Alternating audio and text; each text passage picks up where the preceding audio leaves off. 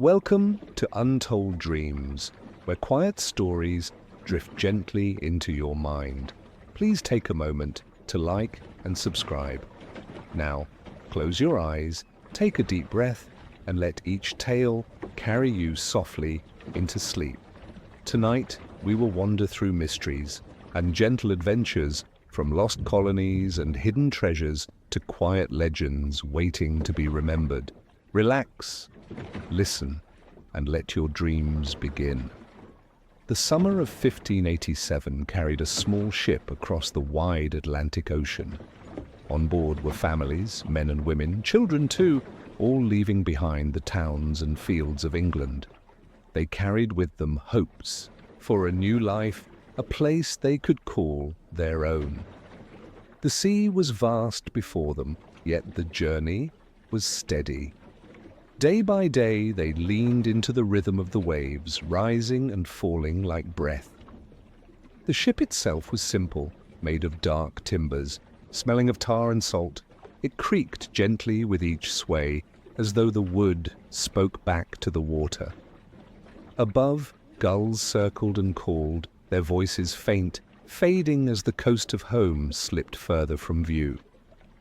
The sails filled with wind, and the vessel moved forward, always forward to a place not yet seen. Life on the ship was quiet, marked by small tasks and shared moments. Buckets of water were lifted, ropes were coiled, and fires for cooking were carefully watched. The people leaned on one another, sharing bread, laughter, and soft stories of what might be waiting for them. Some spoke of fields, others of houses to be built. All dreamed of home. At night, when the deck grew still and the lanterns swayed in their holders, the sound of the sea became the only song. A steady hush, wave after wave, rocking the ship, rocking the travelers, like a lullaby made by nature itself. Children rested their heads on their mothers' laps. Men kept watch with quiet eyes on the stars. Women sat with hands folded, whispering prayers for gentle days ahead. The air was cool, carrying the taste of salt, and the sails above billowed softly in the moonlight. One of the settlers, a young man, carried with him a small carving knife. It was nothing grand, only a simple blade, but in moments of stillness, he pressed its edge into bits of wood, shaping marks and lines. Sometimes he carved patterns, sometimes just a letter. It gave his hands something to do, and gave his heart something to hold.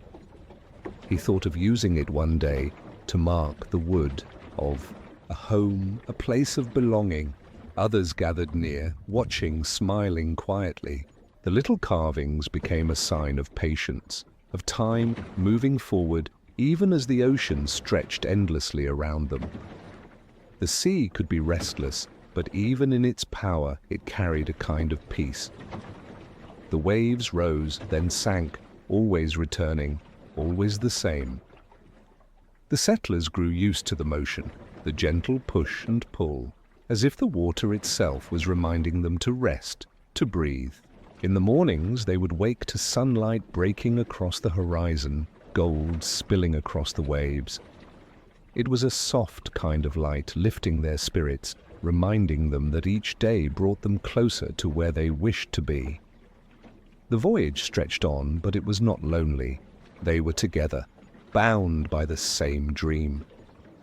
Some thought of the gardens they would plant. Others thought of building cabins, roofs that would shelter them from the rain. Even the children spoke of fields to run in, streams to play beside. As the key ship became a small world of its own, floating on the endless water, carrying dreams gently forward. When storms came, the winds grew louder and the sails strained, but the settlers held to their trust. They stayed low, listening to the roar of waves, waiting for calm to return. And in time, it always did. After the winds passed, the sea once again found its quiet rhythm. The The rocking carried on, softer, steady, reassuring them that the journey would continue. There were evenings when the horizon glowed with red and gold, when the sea itself seemed to mirror the sky. In those moments, the ship felt small, but the people felt held, as though the world was guiding them. They leaned against the rail, breathing in the salt air, speaking softly of the land they would soon see. Even in the long miles of ocean, hope stayed near. And so the days passed, each marked by the sound of gulls in the morning, the creak of wood, the flap of canvas, and always the steady hush of the water below. That sound became a friend, a constant presence, rocking them into sleep, rocking them into dreams of a new beginning. Weeks blurred gently into one another. The settlers' hearts carried both patience and longing. The ocean had no end in sight, yet each sunrise whispered that they were closer. They tended to one another, sang simple songs, and watched the stars wheel above them at night. The carving. Knife pressed new marks into the wood, little lines that spoke of time passing and hands waiting. And then, after so many days and nights, the long sea journey gave way. On the horizon, soft and quiet, a line of land appeared ahead. The sight of land filled every heart with quiet relief. After weeks at sea, the settlers leaned over the rail of the ship, pointing, whispering, almost afraid to speak too loudly in case the vision might vanish. A low stretch of shoreline reached out before them, touched by morning light. Pale sand shone at the edge of the water, and behind it rose trees, tall and still, their leaves shimmering gently in the summer air. When the small boats were lowered, the people climbed in carefully one by one, steadying each other as the waves rocked beneath them. Oars dipped into the water with soft splashes. The sea, which had carried them so far, seemed calmer now, as though it knew the journey was ending. The rhythm of the waves slowed, giving way to the hush of the shore. The first to step onto land paused, pressing a hand to the ground. Warm sand shifted beneath their feet. It felt firm, real, and welcoming. Soon others followed, their shoes filling with grains, their eyes lifting to the trees. A breeze carried the smell of pine and earth, so different from the endless salt of the ocean. For a long moment, no one spoke. They simply breathed in the air of a new world. The children were the first to break the silence. They ran to the edge of the forest, laughing softly, pointing at birds that darted through the branches. Bright wings flashed in the sunlight, and small calls echoed from tree to tree. The settlers smiled at the sound, the wonder of their children, grounding them in the promise of this place. Soon small tasks began. Some carried supplies from the boats, laying out bundles of cloth, tools, and food. Others searched for smooth ground where they could begin to build. The men used axes and knives to cut branches, their movements steady and careful. The young man who had once carved letters on scraps of wood now used his knife to trim poles for shelters. His hands moved with quiet focus, each cut a small step toward home. The women gathered near the shore, spreading cloths to dry in the sun, shaking out blankets that smelled of sea air. They knelt to scoop handfuls of fresh water from a nearby stream, smiling at the cool taste. For months, they had known only brine and rationed barrels.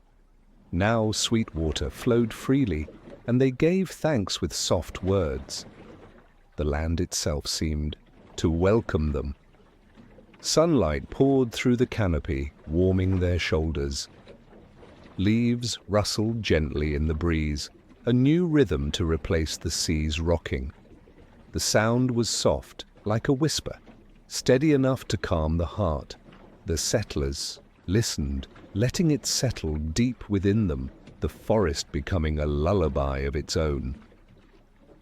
By afternoon, the outlines of a camp took shape. Poles leaned together, tied with rope. Branches were stacked, ready for firewood. Children gathered stones for a hearth, their small hands working with eager pride.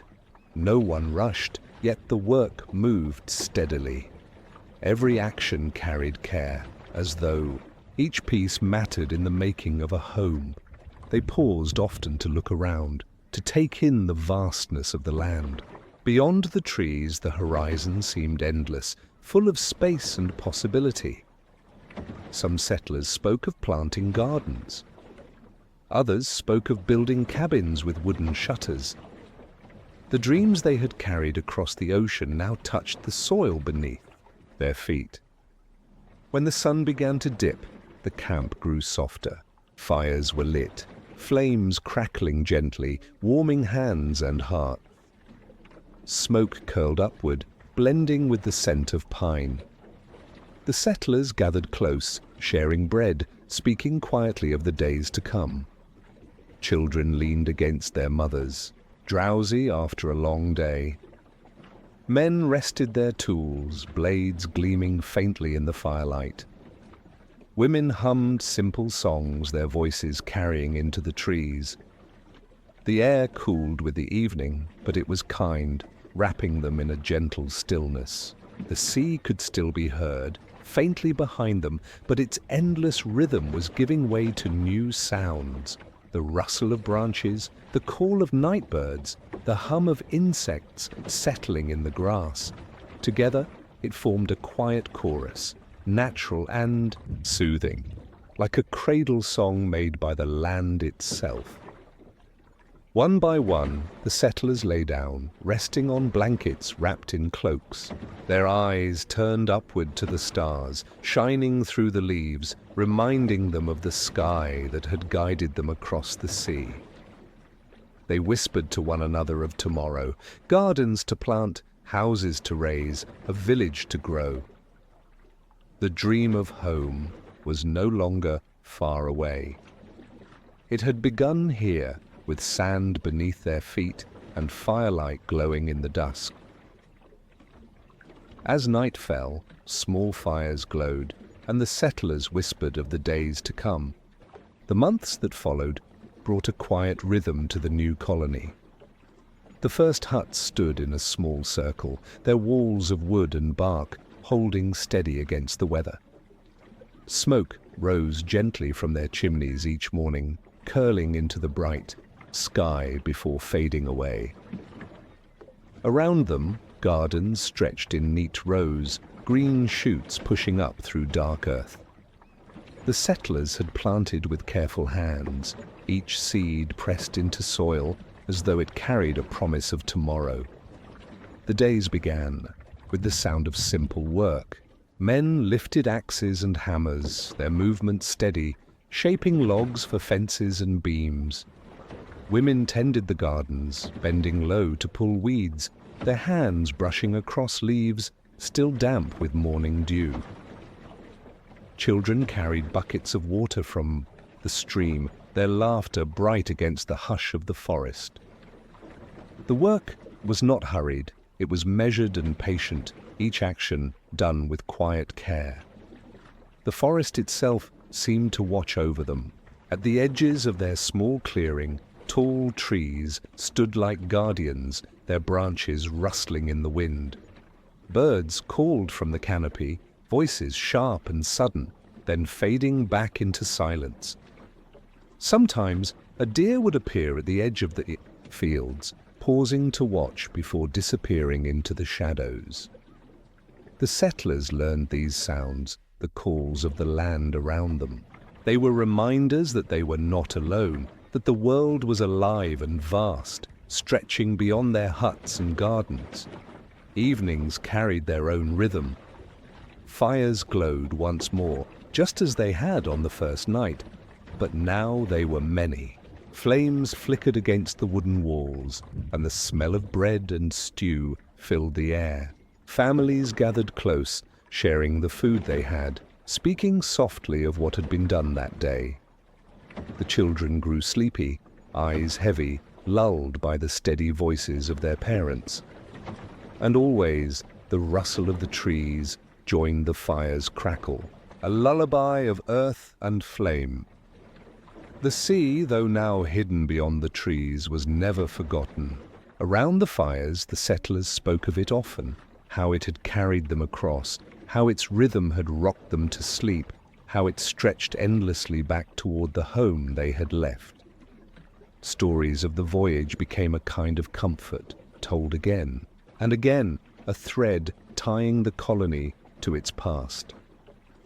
The sea was a memory, but it was also a promise, for they waited still for supplies to return across its waters. The carving knife, once used for idle marks on the ship, now had a place in daily life. Its blade-shaped handles for tools, cut notches in beams, and carved small symbols into posts. Each line was careful, each mark a sign of patient work. Sometimes, in the quiet of evening, the young man who owned it would sit by the fire, shaping a piece of wood into a spoon or a simple figure. His hands moved slowly, steadily, and those nearby would watch, soothed by the soft scrape of blade on wood. The sound was gentle, like the ticking of time itself. The months brought change. The gardens grew taller, leaves spreading wide, beans curling around poles, corn lifting green stalks toward the sky. Yet there were challenges too. Sometimes storms swept in from the ocean, bending trees and rattling roofs.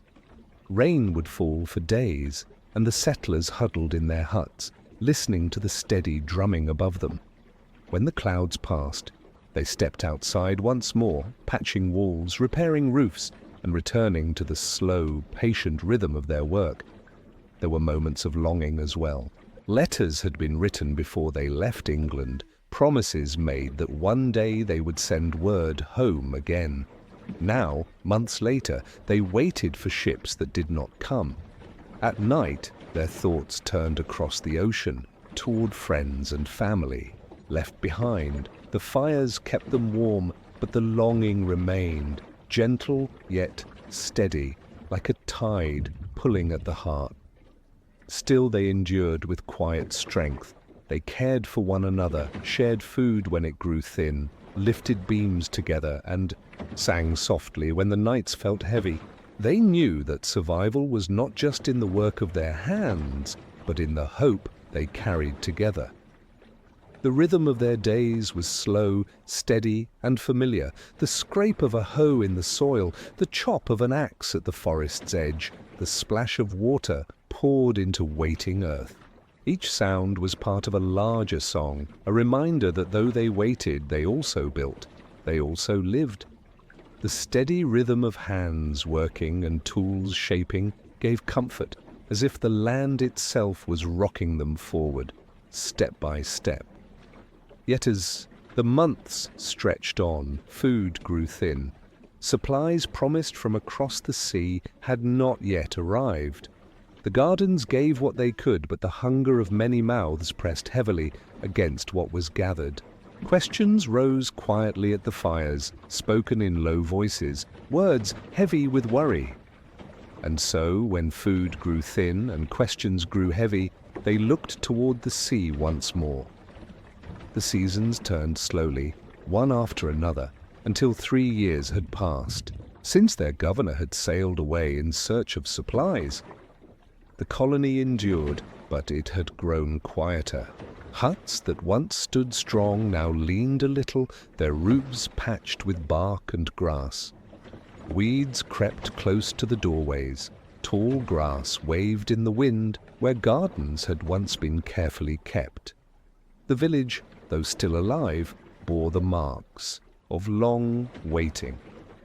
Each morning, the people rose with the sun. Fires were lit, though smaller now, the smoke thinner than before. They cooked what they could gather, fish from the streams, berries from the forest, roots dug from the earth. Meals were modest, but they were shared. They sat together, speaking gently, steadying each other with kind words. The sea, once hidden behind their daily tasks, had returned to the center of their lives. Its steady rhythm was a constant presence. The hush of waves could be heard even in the heart of the clearing, always reminding them of the journey that had brought them here, always whispering of the ships they still hoped would return. Sometimes they walked to the shore and stood watching, eyes on the horizon, waiting for a sail to break the line of water and sky. To mark the passage of time, they carved the same small knife that had once traced idle lines on the deck of a ship, now pressed deeper into the wood around them. Letters, names, symbols, each one a sign that they had been here, that they had held on. Some posts bore crosses, others carried initials. On one tree, letters were cut large and deep, the work of steady hands needing to be remembered. The sound of the knife on wood was soft and sure, a rhythm of its own like the steady breath of endurance. The forest pressed closer as the years passed. Saplings grew at the edges of the clearing. Vines curled along fences. The wind through the trees sighed gently, a voice of the land around them. At night, when the fires burned low, the settlers would listen to that sound, the branches swaying, the leaves brushing one another, and it felt like the world itself was keeping them company. The sigh of the wind carried them into sleep, soft and steady, a natural lullaby. Children grew taller during those waiting years. Their feet, once small on the sand, now pressed deeper into the soil. They learned to carry water, to tend small gardens, to watch the forests with careful eyes. They did not remember England clearly. Their world was the huts, the shore, and the trees. Yet even they asked sometimes when the ships might come. The adults did not always have answers. Still they kept the fires glowing, even if the flames were faint. They told the children stories of home, of fields and markets, of bells ringing in towns far away. These stories became a bridge, carrying the memory of England into the hearts of the young. And so, though the days stretched on, hope remained steady and quiet. In the evenings, as the sun sank, they gathered in smaller circles. Songs were sung, in low voices, some carved by firelight, blades scratching gently at wood. Others mended nets, repaired roofs, or simply sat with hands folded in their laps. Their strength was not loud, not fierce. It was the strength of waiting, of trusting one another, of believing that their patience mattered. The sea gave no answers, only its unchanging rhythm. Waves reached the shore as they always had, smoothing the sand, erasing footprints, carrying shells to the edge. The settlers watched and listened, finding calm in the sameness. The sea had carried them here, and it would, in time, carry their story forward, even if no sails appeared. Seasons continued their turning. Leaves grew green, then gold, then fell. Snow dusted the roofs, then melted again. Grass rose high, bending. In the wind, then lay flat with the rains. Life shifted, but the colony endured, its people holding on to one another, their voices soft but certain. Even as food grew thin and walls grew worn, they found ways to leave signs. Carvings on posts, letters in trees, marks that spoke of their presence. They wanted the world to know they had been here, that they had built, waited, and dreamed on this stretch of land between sea and forest. Their waiting was long, but it was not empty. It was filled with hands working, children growing, fires glowing faintly in the dark. It was filled with the soft sigh of wind through trees, steady as breath. It was filled with the tender act of holding on.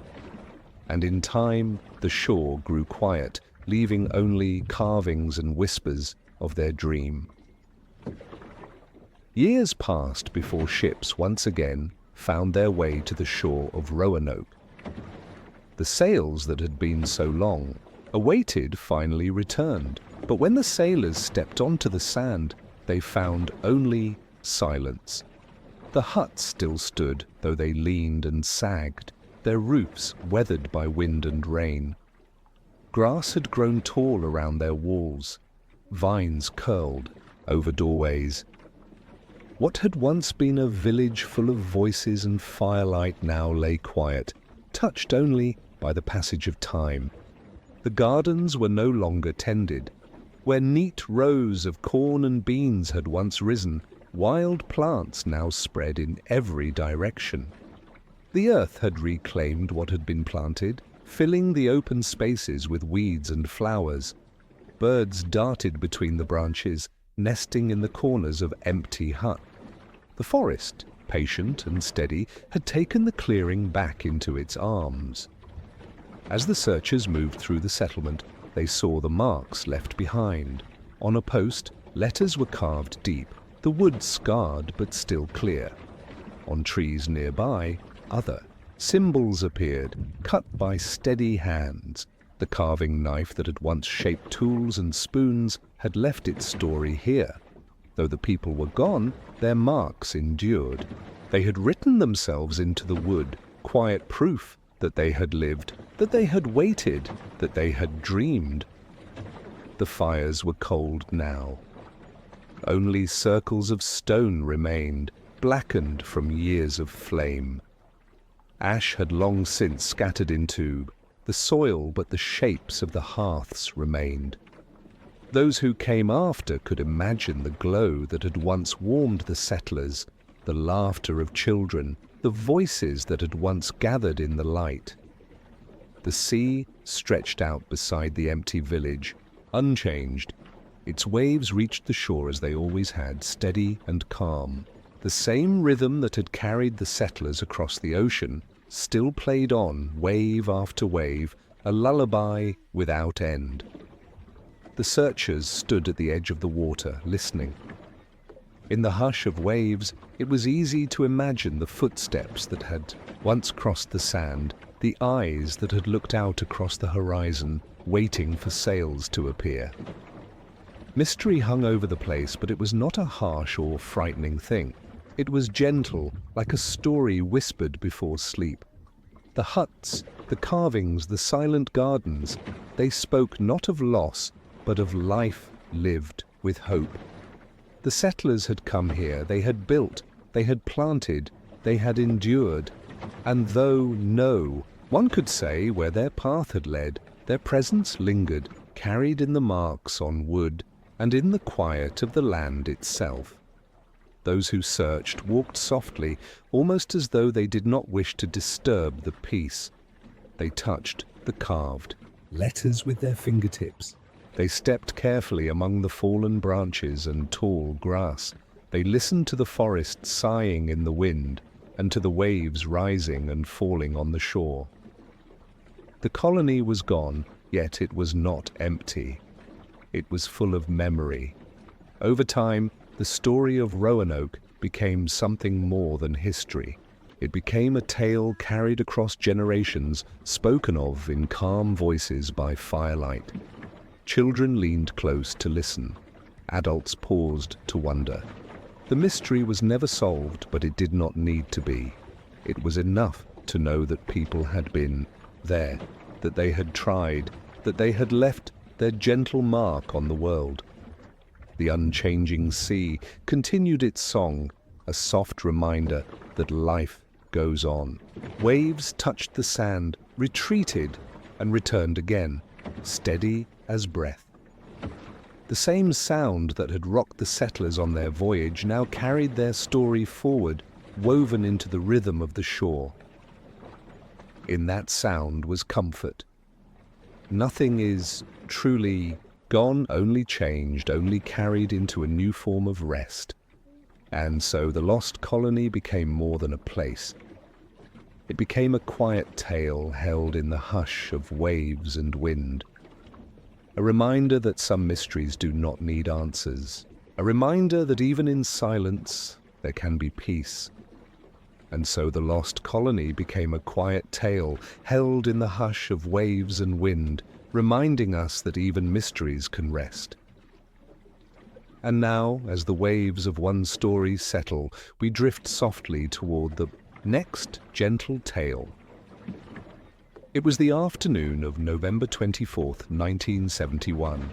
The air in the small airport carried its usual sounds, low voices, the echo of footsteps on polished floors, and the faint call of announcements drifting through speakers. People moved with a quiet sense of holiday travel. Some carried coats folded over their arms, others rolled small bags behind them, wheels clattering lightly over the tiles. Among them walked a man in a dark suit. His tie was neat, his shoes plain, and in his hand he held a simple paper ticket. Folded, soft from use, it was just another slip of paper in a world of many. In his other hand, he carried a briefcase. Nothing about him drew attention. He blended into the rhythm of travelers moving toward their gates, as ordinary as the next person. The air smelled faintly of coffee from a nearby stand, and the hum of the airport was steady, like a low and constant background tune. Overhead, lights glowed softly, reflecting across glass windows where the afternoon sky hung pale and still. He stepped forward, ticket in hand, and passed it to the attendant. The slip of paper was torn gently, a small sound barely heard over the flow of voices around them. The man gave a polite nod, collected the stub, and moved toward the waiting jet bridge. The walkway narrowed, walls pressed close. Each step echoed more quietly than the last, cushioned by the carpeted path that led to the airplane door. Ahead, a soft rectangle of light opened into the cabin. The man walked inside. The air shifted, carrying with it the faint smell of fabric and fuel mixed with the clean coolness of circulated air. The steady hum of the engines, though still faint on the ground, began to press like a soft hand against the ears. It was not loud, not sharp, but steady, a constant sound, as if the plane was already breathing, waiting for its journey. He walked slowly down the aisle, his eyes quiet, his steps measured. Around him, passengers settled into their seats. Bags shifted overhead as latches clicked closed. The gentle rattle of luggage being adjusted joined the small chorus of travel sounds. He chose a seat near the back. Sliding into place, he rested his briefcase carefully beside him, one hand steady on its handle. The seat pressed softly against his back, the fabric textured and firm. He smoothed his tie without hurry and leaned against the headrest. The folded ticket stub rested in his pocket now, out of sight but still present, like a small reminder of the simple steps that had led here. He looked forward, not rushing, not restless, simply still. Through the small oval window, the world outside looked hushed.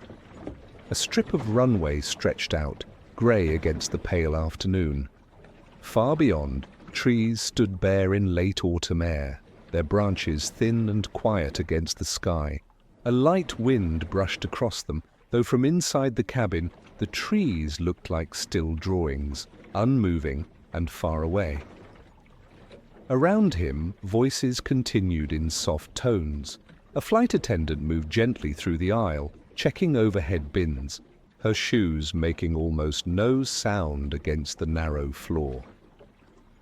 A mother soothed her child with a whisper. A man cleared his throat, folded his newspaper, and set it aside.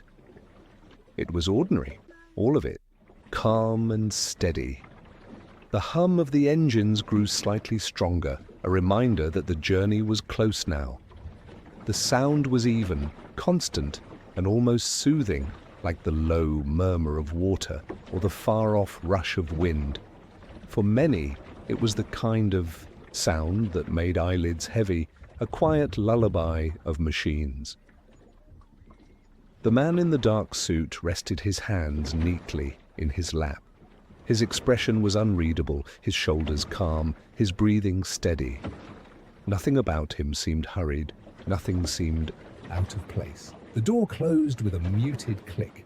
The outside world felt a little farther away now, as if the cabin itself had drawn a curtain between what was within and what was beyond.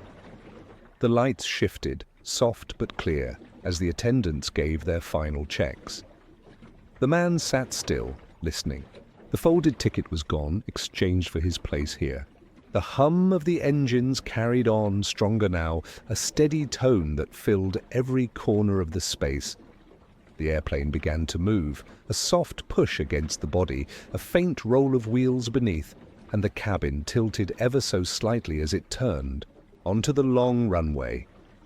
Outside, the light of day fell across the tarmac, catching in brief glimmers on the metal wings. The man kept his eyes ahead, calm, steady, waiting as all waited. The briefcase rested at his side. The hum of the engines grew into a gentle roar, though still muffled by the thick walls of the cabin. The plane gathered speed, rolling faster, pressing passengers back into their seats with a subtle firmness. The sound deepened, steady, sure, powerful, yet smooth, and then lift. The wheels left the earth behind, the ground sliding away as the body of the plane tilted into the sky. The hum shifted again, now softer in its steadiness, the rhythm of flight replacing the rush of the runway. Through the window, the ground. Below grew small roads and fields turning into quiet shapes in the fading light. The man sat calmly, breathing with the moment, still and steady. The engine's low murmur filled the air like a long, unbroken sigh, holding every passenger in its quiet hands.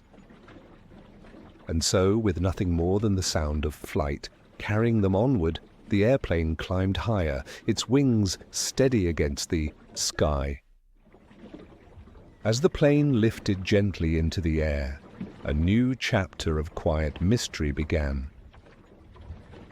The plane had been in the air for some time now.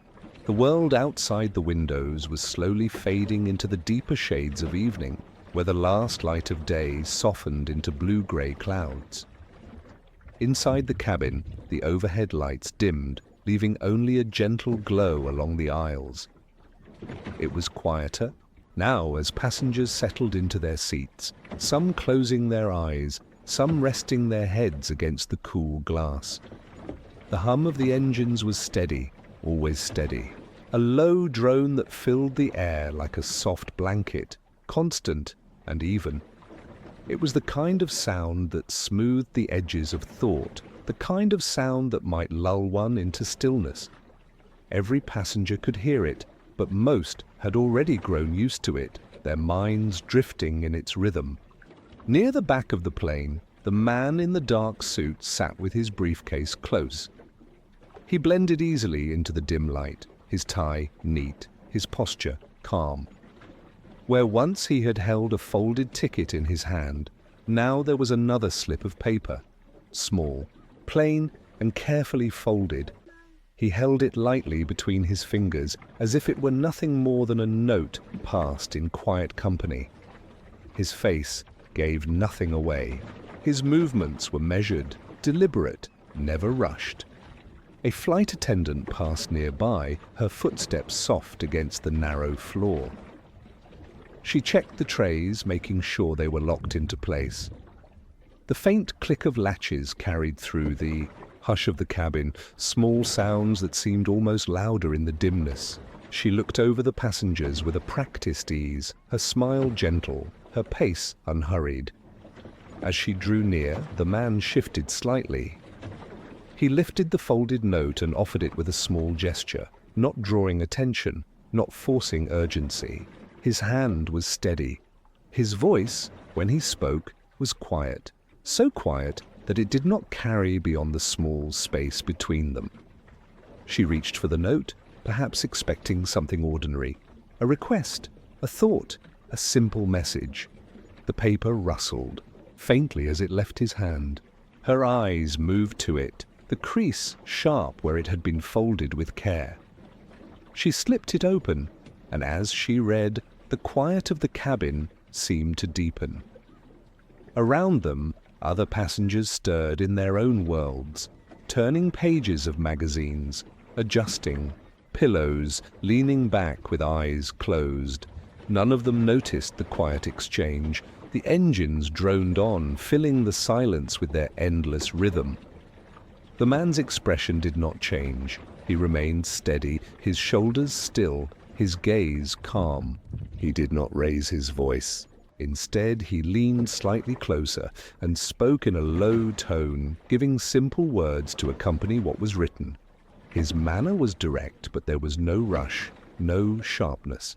He was calm, as though this was all a matter of routine. The flight attendant's face shifted only slightly, the smallest flicker of surprise, quickly covered with professional calm. She nodded once, quietly, folding the paper back in her hands. Her voice, when she replied, was steady as well, touched with the same calmness that filled the rest of the plane. There was no scene, no sound beyond the engines and the usual small motions of passengers shifting in their seats. It was as if the exchange had been nothing at all. Just another note, just another moment in the long rhythm of a flight. The man leaned back in his seat again, his dark suit blending with the dim light, his hands resting easily in his lap. Folded ticket of earlier was gone, replaced now by the folded note in the attendant's hand, carrying words that meant far more. She walked away, footsteps soft once more, blending into the drone of the engines. Her movement was natural, unhurried, as if she carried only a simple request. Nothing in her pace betrayed what had been exchanged. She moved forward into the brighter light near the front of the cabin, where others could not see the change that had quietly taken place. And still, the hum of the engines carried on. Smooth, constant. The sound pressed gently against every ear, as steady as the heartbeat of the airplane itself. For those who closed their eyes, it was a lullaby. For the man in the dark suit, it was simply the rhythm of waiting. The cabin lights glowed, softly, overhead. The windows showed only darkness now, a deep and endless sky where the last traces of daylight had vanished. Time itself seemed slower here, held within the steady drone of engines and the quiet presence of dimmed light. The man shifted only once, adjusting the briefcase at his side. His fingers brushed against the handle, then rested once again in his lap. He breathed evenly, his face calm, his body still. The note, now out of his hands, had begun its small journey forward. It was only paper, yet it carried weight. And yet the cabin felt unchanged. Passengers still whispered softly, trays still clicked into place, and the air still hummed with the sound of steady flight. It was all calm, all ordinary, all rapt. In the quiet of evening sky, the plane continued on, calm as ever, though a quiet plan now drifted through the cabin. The hours had carried the plane into the deep of evening. By the time it reached Seattle, the sky was heavy and low, wrapped in a blanket of dark rain clouds. Drops tapped softly against the windows as the plane descended, the sound of rain blending with the steady hum of engines winding down. On the ground, the runway glistened under lights, each reflection broken by ripples of falling rain. Red and yellow flashes pulsed in the mist, gentle but steady, marking the edge of the tarmac. The plane rolled slowly into its place, tires hissing against wet pavement before coming to rest. Inside, the air was quiet, tense yet hushed. The passengers shifted softly in their seats, coats pulled closer, voices low. Some glanced toward the man in the dark suit, though most kept their eyes down, their minds already leaning toward home. The hum of the engines filled the silence, rising and falling as they idled, like a slow breath holding the moment together. The man himself was unchanged. He sat in his seat, back straight, hands resting calmly on his lap. His tie was neat, his gaze steady. He did not move with the rest of the cabin, but seemed anchored, as if time itself waited with him. A signal was given, and the shuffle began. One by one, passengers gathered their belongings. Bags slid from overhead compartments, straps pulled across shoulders. Shoes tapped softly against the floor as they moved down the narrow aisle. There was no rush, only a quiet order, a stream of people moving steadily toward the front of the plane. The door opened, and cool night air slipped inside, carrying the scent of rain. It was fresh, damp, and real, different from the recycled air of the cabin.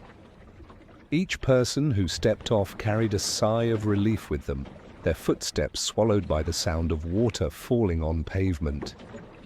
Through it all, the man in the dark suit remained still. He watched, but did not interfere. He sat as passengers filed past, his presence calm and steady in the dim light. His dark clothing blended with the cabin's shadows, making him seem almost part of the stillness itself. When the last of the passengers had gone, the cabin felt emptier, quieter. The seats stood vacant in neat rows, only the hum of the engines and the patter of rain breaking the silence. Then came the exchange. From outside, footsteps approached, muffled on the wet ground. The door opened again, and a small group stepped in. They did not linger. They carried bags, plain, heavy, filled with bundles carefully prepared. The sound was soft as the weight settled onto the seat beside him. A thud, then a hush. The paper inside rustled faintly but quickly stilled. Along with the bags came other items, parachutes, folded neatly, their straps and fabric packed with care. They were set quietly nearby, part of the agreement, part of the plan now unfolding, in calm silence. The man nodded once, a slow acknowledgement, but said little more. His expression remained steady, his breathing even. The folded note of earlier was gone. In its place was the quiet weight of money resting at his side. The attendants moved with care, their footsteps soft, their voices low. They checked what needed to be checked, their calm a mirror to his own. Nothing was rushed, nothing was sharp. It was all quiet, deliberate, as though the rain outside set the pace for everything inside. The windows shimmered with droplets, each one sliding slowly down the glass. The soft patter was constant, gentle, like fingers tapping in rhythm against the night. It was a sound that wrapped itself around the cabin, a lullaby of falling water. He sat back slightly, hands folded, eyes forward. The bag of money beside him seemed almost ordinary, just another piece of luggage. He did not reach for it. He simply let it rest, as if patience itself were his companion. Time passed slowly. Outside, the lights blinked in the rain. Inside, the cabin remained still. There was no commotion, no hurried motion, only quiet waiting. Finally, the moment came again. The doors closed with a soft seal, shutting out the damp night air. The engines stirred, rising from their idle hum into a deeper growl, steady and strong. The plane trembled gently as it prepared to move, wheels rolling once more across the slick surface of the runway.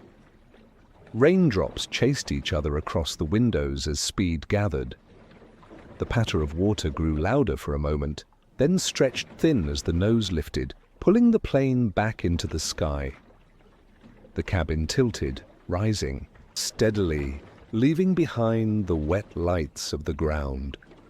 The man remained calm, steady as ever. The money rested beside him. The parachutes lay close. The night stretched ahead, wide and dark, waiting. With the passengers gone and the night deepening, the plane rose once more into the dark sky.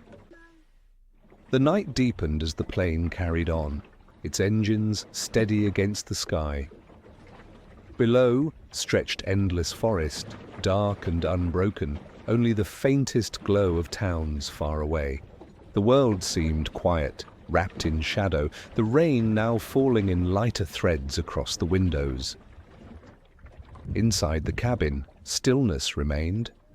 The rows of empty seats sat in silence, each cushion a quiet reminder of the passengers who had left hours before. Overhead, the faint hum of lights glowed pale against the dark. The man in the dark suit stayed calm in his place, the bag of money close, the parachutes near at hand. The engines kept their rhythm, steady as a heartbeat. Yet even that constant sound was changing. As the plan reached its next stage, the still hum began to give way to something stronger, something wilder. At the rear of the plane, preparations began. He stood, steady on his feet, moving with quiet purpose. His hands reached for the parachute, its canvas cool and stiff, straps rough beneath his fingers. He lifted it, not hurried, but with care, adjusting the weight against his shoulders. The pack settled onto his back, the straps tightening across his chest. His dark suit, once light and smooth, now carried this heavier burden. The bag of money was secured, held firm, its weight pressing at his side. It was no longer just paper, no longer just a quiet exchange. It was part of his step forward, part of the night ahead. The folded note, the calm words written earlier, had been left behind, resting quietly in the past. Now, only the actions remained. He moved toward the rear door where the air waited, restless and alive. With a pull and a shift, the door opened and the world rushed in. The cabin filled with sound, no longer the hum of engines, but the steady roar of rushing air. It was wild yet constant, a single unbroken rush, like a long exhale drawn out into the night. The cool wind swept inside, pulling at clothing, stirring every loose edge. He did not flinch. He stepped closer, eyes steady, the blinking lights of the wing catching his gaze, red, then white, then red again, steady pulses cutting through the dark. The wing stretched wide beside him, glowing faintly against the sky, the only shape in the vast emptiness beyond. The air was sharp, cold against his face. It carried the smell of rain, fresh and biting, alive with motion. His hands held firm. To the straps, his posture strong. Each breath he drew was slow, deliberate, filled with resolve. The night below was endless. Forests stretched in every direction, dark and deep, their outlines lost in shadow. The rivers winding through them gleamed faintly, catching what little light the moon allowed. From this height, it was a world without edges, only space and depth, mystery waiting in the still land beneath. He stood there, the parachute on his back, the weight of the bag close to him, the rushing air a constant reminder of what came next. His calm was unbroken. His movements carried no panic, no rush, only steadiness, only resolve. For a moment, time itself seemed to slow. The plane kept flying, engines steady, wings cutting through clouds. Inside, he paused at the threshold, looking into the vast dark. The cabin behind him was warm, known, safe. Ahead lay the cold, open unknown. His choice was quiet, but certain. A step not of fear, but of courage. A decision to carry through. He leaned forward, adjusting once more, making sure each strap was firm, each buckle tight. The bag pressed against him, heavy but secure. The parachute rested close, ready. His tie fluttered slightly in the rushing wind, a small movement against the vastness of the night. The lights on the wing blinked again, slow and steady. Red, white, red, a rhythm in the dark. The air rushed endlessly past, constant and loud, but steady, like the earth breathing beneath him. He looked once more at the empty rows of seats, the cabin that had held so much stillness. Then he turned fully to the open door, the night waiting. And then he stepped forward. The air swallowed him, pulling him into its rushing stream. The sound grew louder for a moment, then stretched out into the vast sky. His figure slipped in two, the darkness carried by the wind, leaving behind the hum of engines and the glow of the plane's lights. The cabin, the door, the rows of seats, they remained, but he was no longer there. Only the roar of rushing air marked his passage, then even that seemed to fade into the steady flight of the plane. And in a rush of night air, he was gone, leaving only questions carried by the wind. The night of the jump passed, and the plane carried on, its lights fading slowly into the distance. Below, the forests waited wide and unbroken, the rivers twisting like silver threads. Somewhere in that vast space, the man in the dark suit had vanished. In the days that followed, people searched. Helicopters drifted low across the treetops, their blades thumping against the still morning air. Cars traced the winding roads, footsteps pressed into soft soil, boots crunching against pine needles. Yet the forest kept its secret. No trace was found. The folded note, the bag of money, the parachute straps, all of it seemed to dissolve into the quiet landscape. The rivers flowed as they always had. The trees stood tall. The wind whispered gently through the branches. The forest did not give away its story. Weeks turned into months. Each new search brought hope, then faded back into silence. Snow came and melted. Spring leaves returned, rustling softly in the breeze. Birds sang in the canopy, their calls bright and clear. The land remained unchanged, carrying the mystery quietly within it. Over time, people spoke less of the search and more of the story. In towns nearby, voices remembered the night when a man boarded a plane, wearing a dark suit and tie, carrying only a briefcase. They recalled the calm way he had spoken, the folded note, the quiet steps he took. His actions had been steady, never hurried, never loud. As years passed, the story grew into legend. Some imagined he landed safely, walking away into a new life.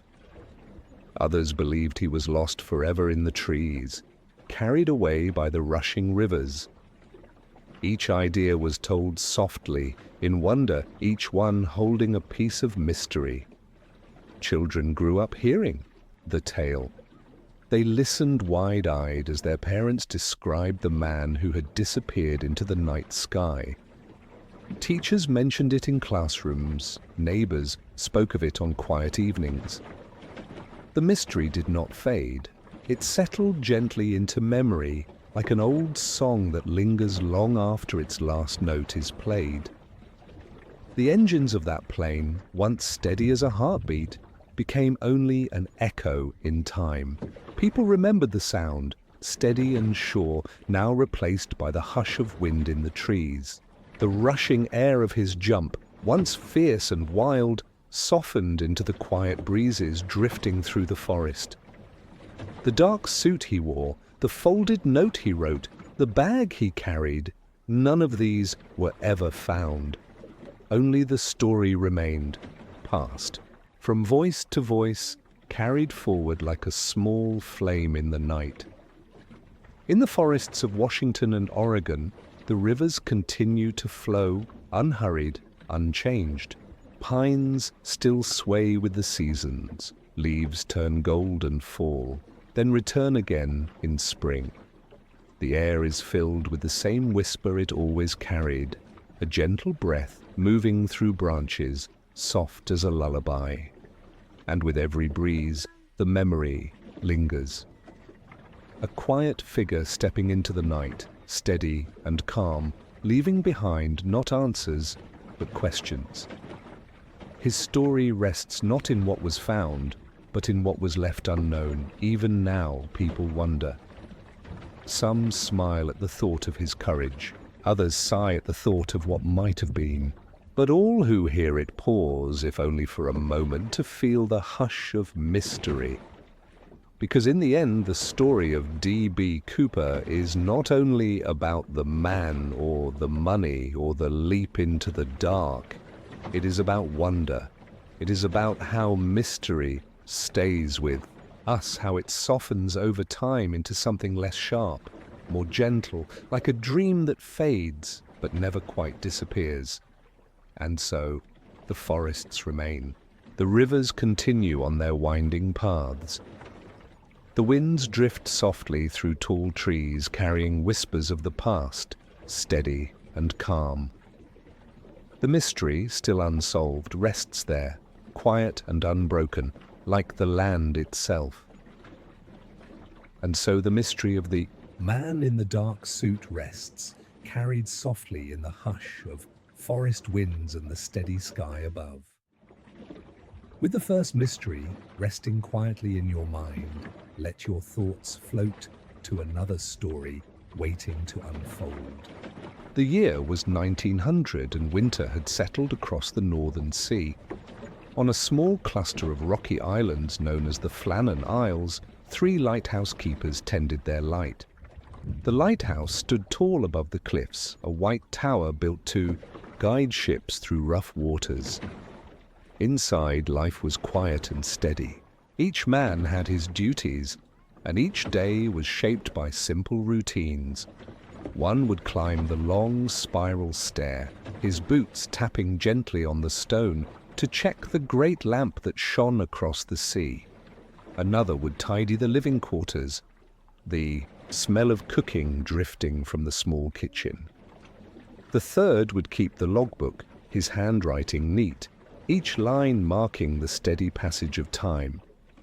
Outside, the sea never stopped moving. Waves rose and fell against the rocks, their sound soft, but constant like a slow breath. Sometimes the wind pressed hard against the windows, rattling the glass. Other times it whispered only lightly, brushing past the tower's walls. The light itself turned slowly, sweeping a calm beam through the dark night. With each circle, it made the men knew they had done their duty, keeping sailors safe in the waters below. The days were long, but not lonely. The men spoke little, but they shared the rhythm of work. Oil was carried up the stairs for the lamp. Wicks were trimmed carefully, hands steady in the glow.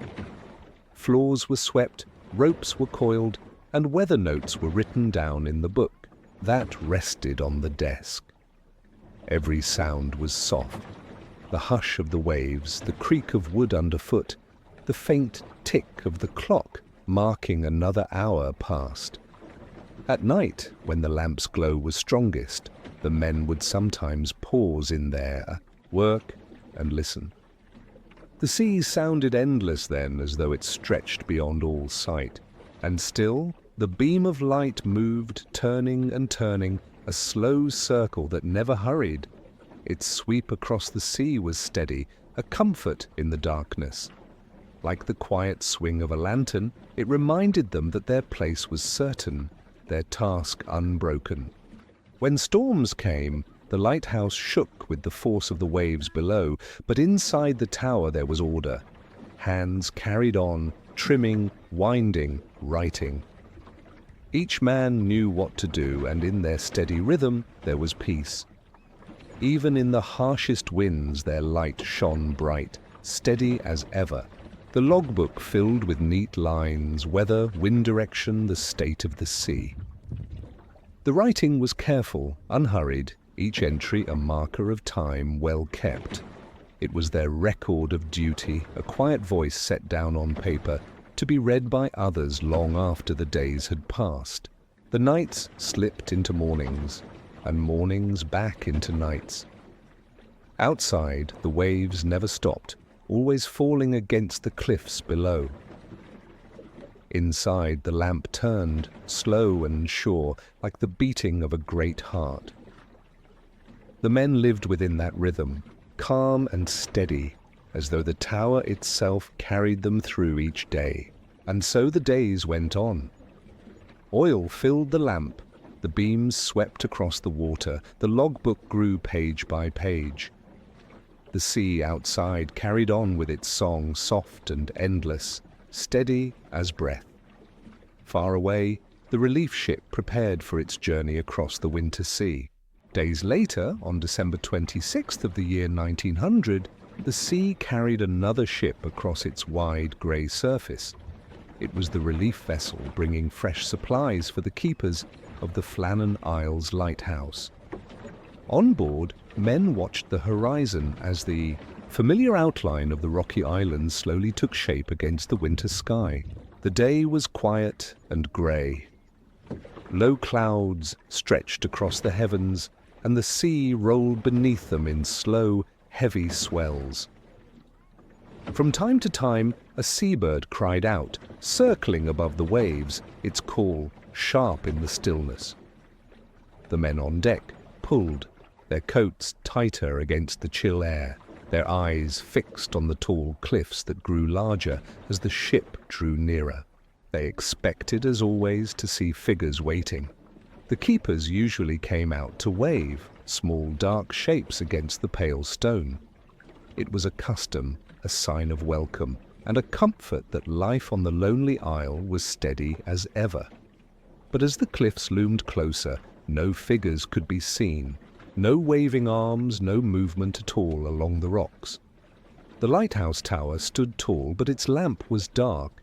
No beam turned across the sea, no slow sweep of light like before. The men on the ship noticed at once. Something about the sight felt strange. The lamp should have shone through the night, guiding their way. Yet now it stood silent. The ship rose and dipped gently with the water, its timbers groaning in rhythm with the sea. The men spoke in low voices, their puzzlement growing. Where were the keepers? Why was the lamp dark? The sea gave no answer. Only the steady roll of the waves against the cliffs filled the air, like a calm breath repeating itself. The closer they came, the stranger the silence seemed. No smoke curled from the chimney, no sound of footsteps carried across the rocks. The buildings stood still as though they were asleep.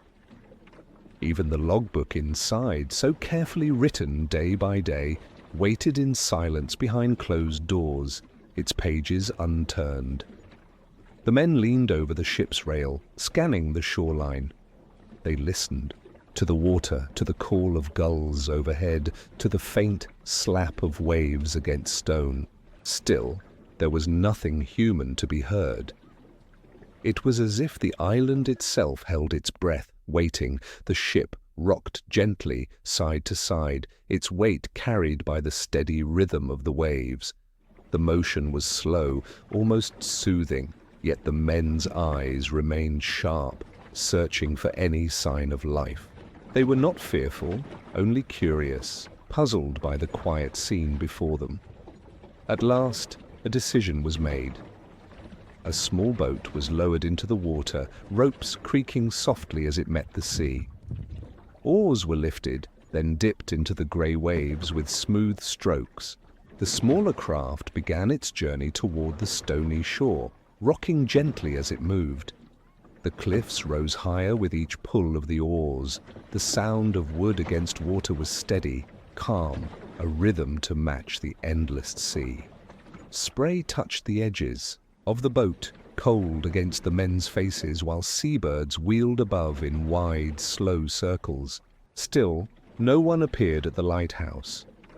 No hand waved, no door opened, no call was heard. The tall tower stood silent against the sky, its lamp unlit, its windows dark. The men rowed ashore, their oars dipping softly into the cold water. The small boat touched against the stone steps, and the men climbed carefully up, boots wet from the sea spray.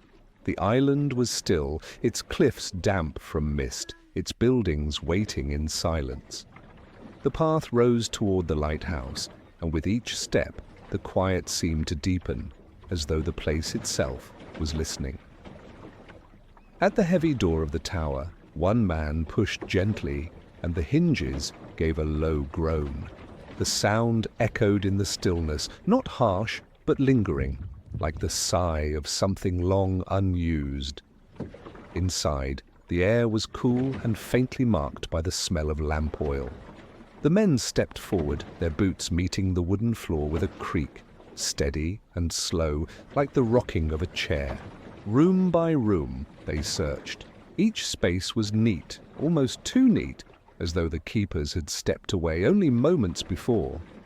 The beds were made, the blankets smoothed. Oilskins hung carefully on their pegs.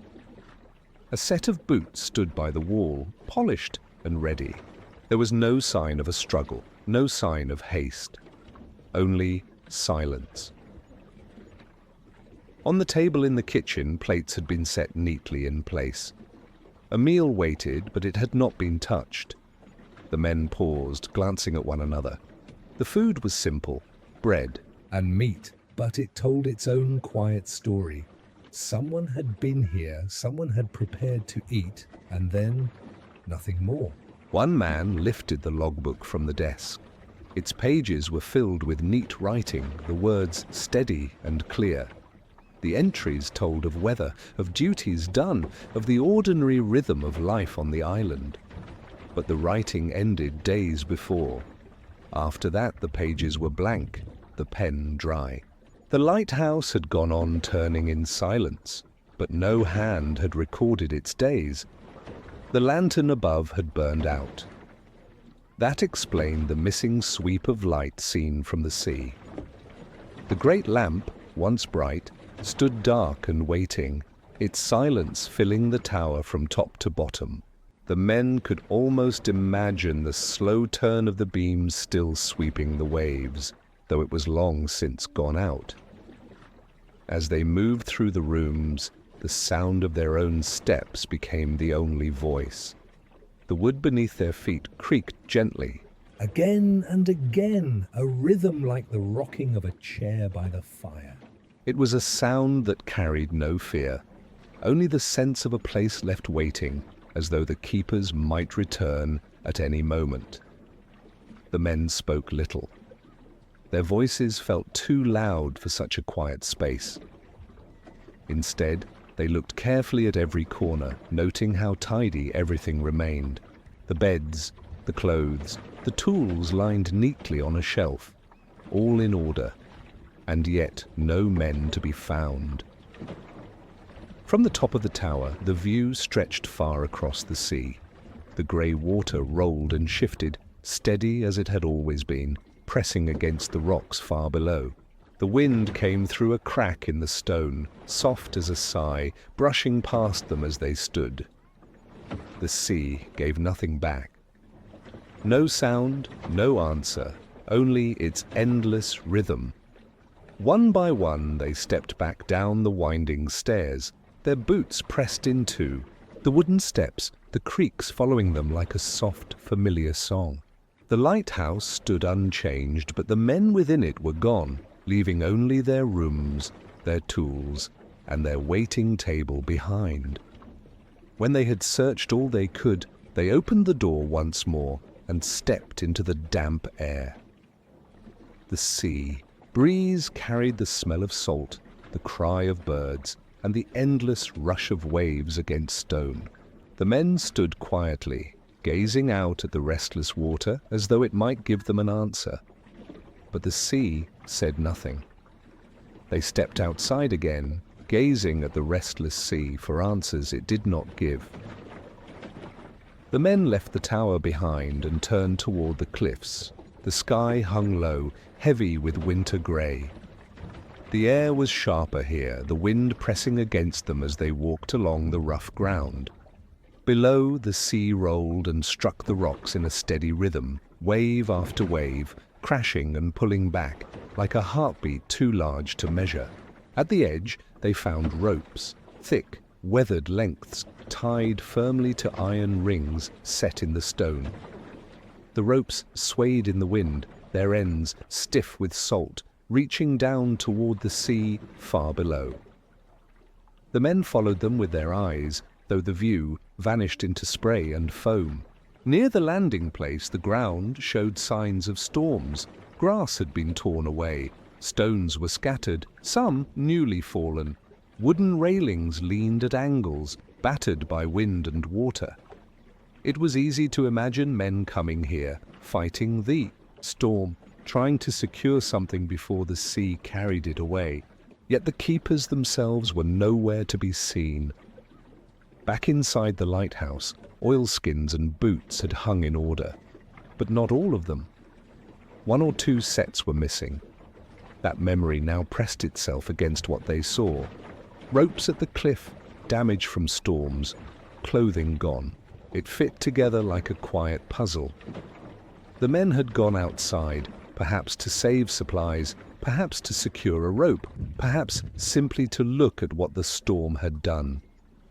The wind pushed harder, rushing along the cliff tops, tugging at coats and scarves. Far below, the waves struck in steady rhythm, a sound that filled the silence between the men's thoughts.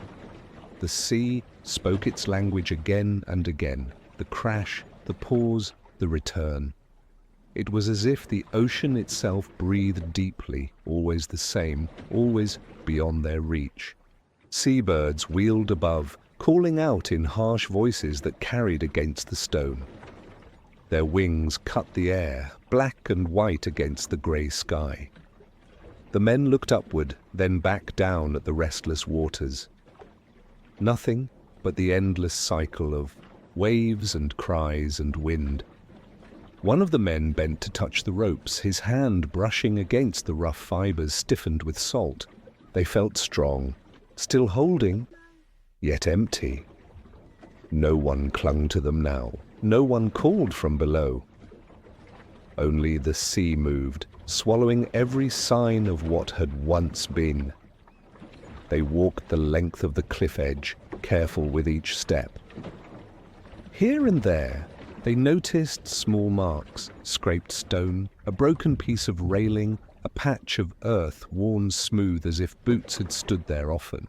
Each mark told part of a story, though none told it fully.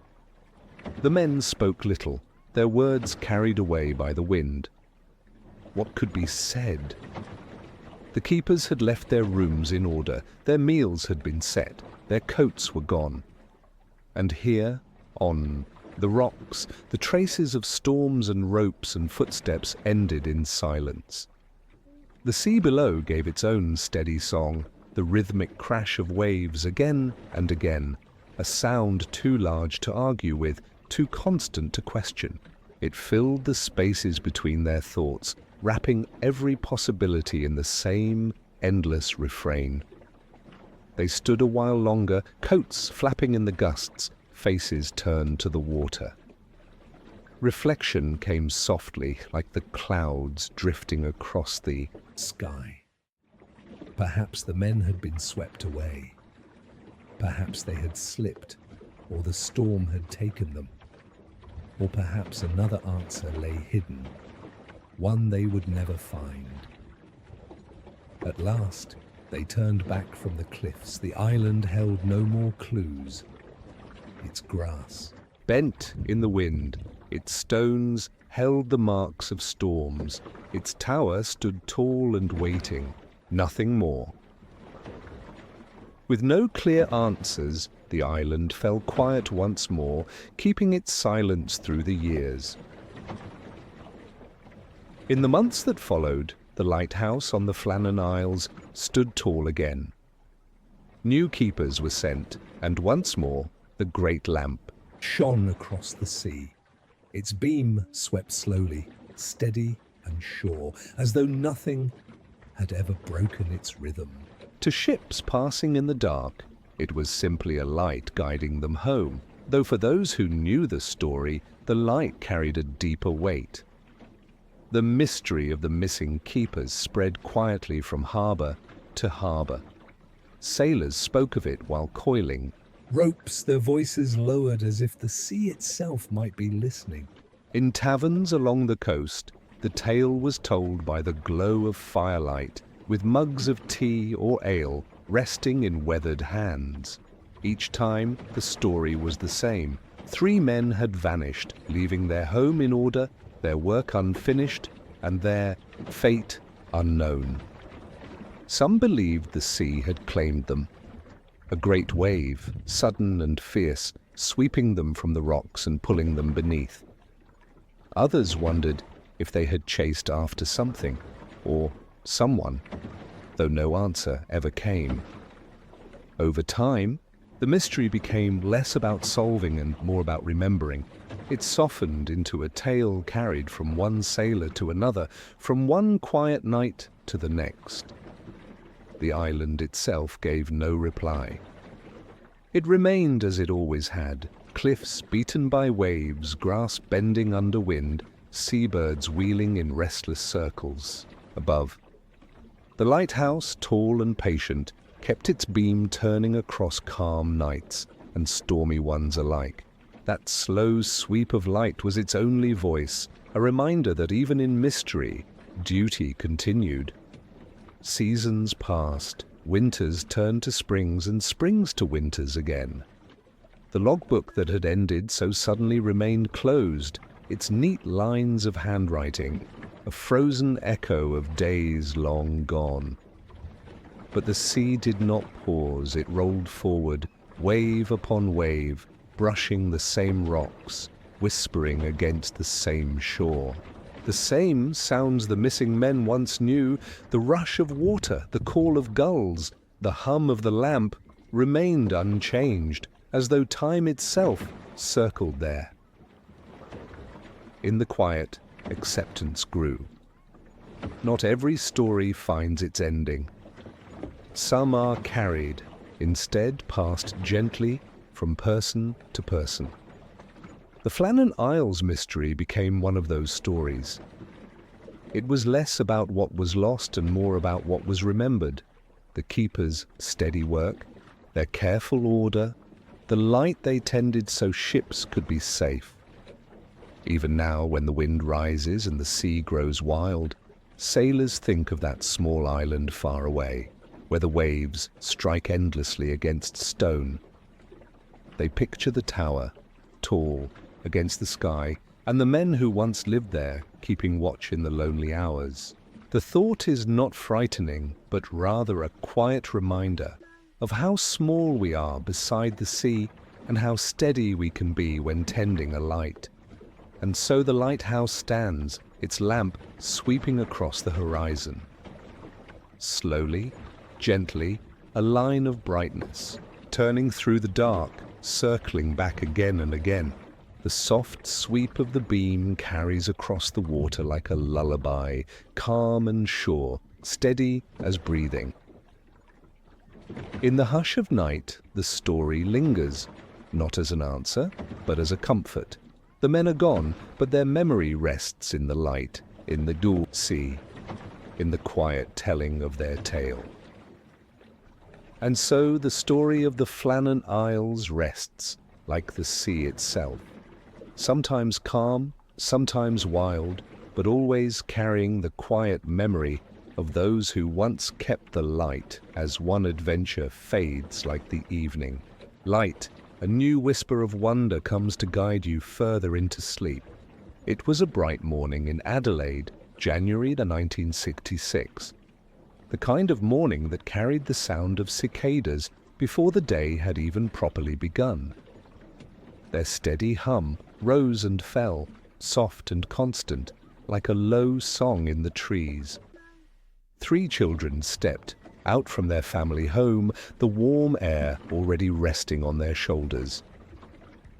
They wore light clothes fit for summer and sandals that tapped against the pavement as they began their walk.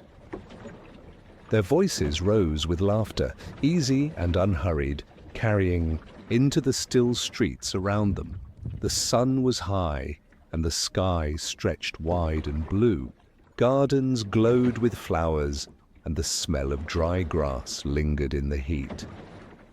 Adelaide in summer often felt slow, but for the Beaumont children, Jane, Anna, and Grant, it felt full of small excitements. A day at the beach was waiting. They walked together in a line, sometimes side by side, sometimes one drifting a little ahead. A breeze stirred, light and playful, but soon faded, leaving only the quiet shimmer of hot air.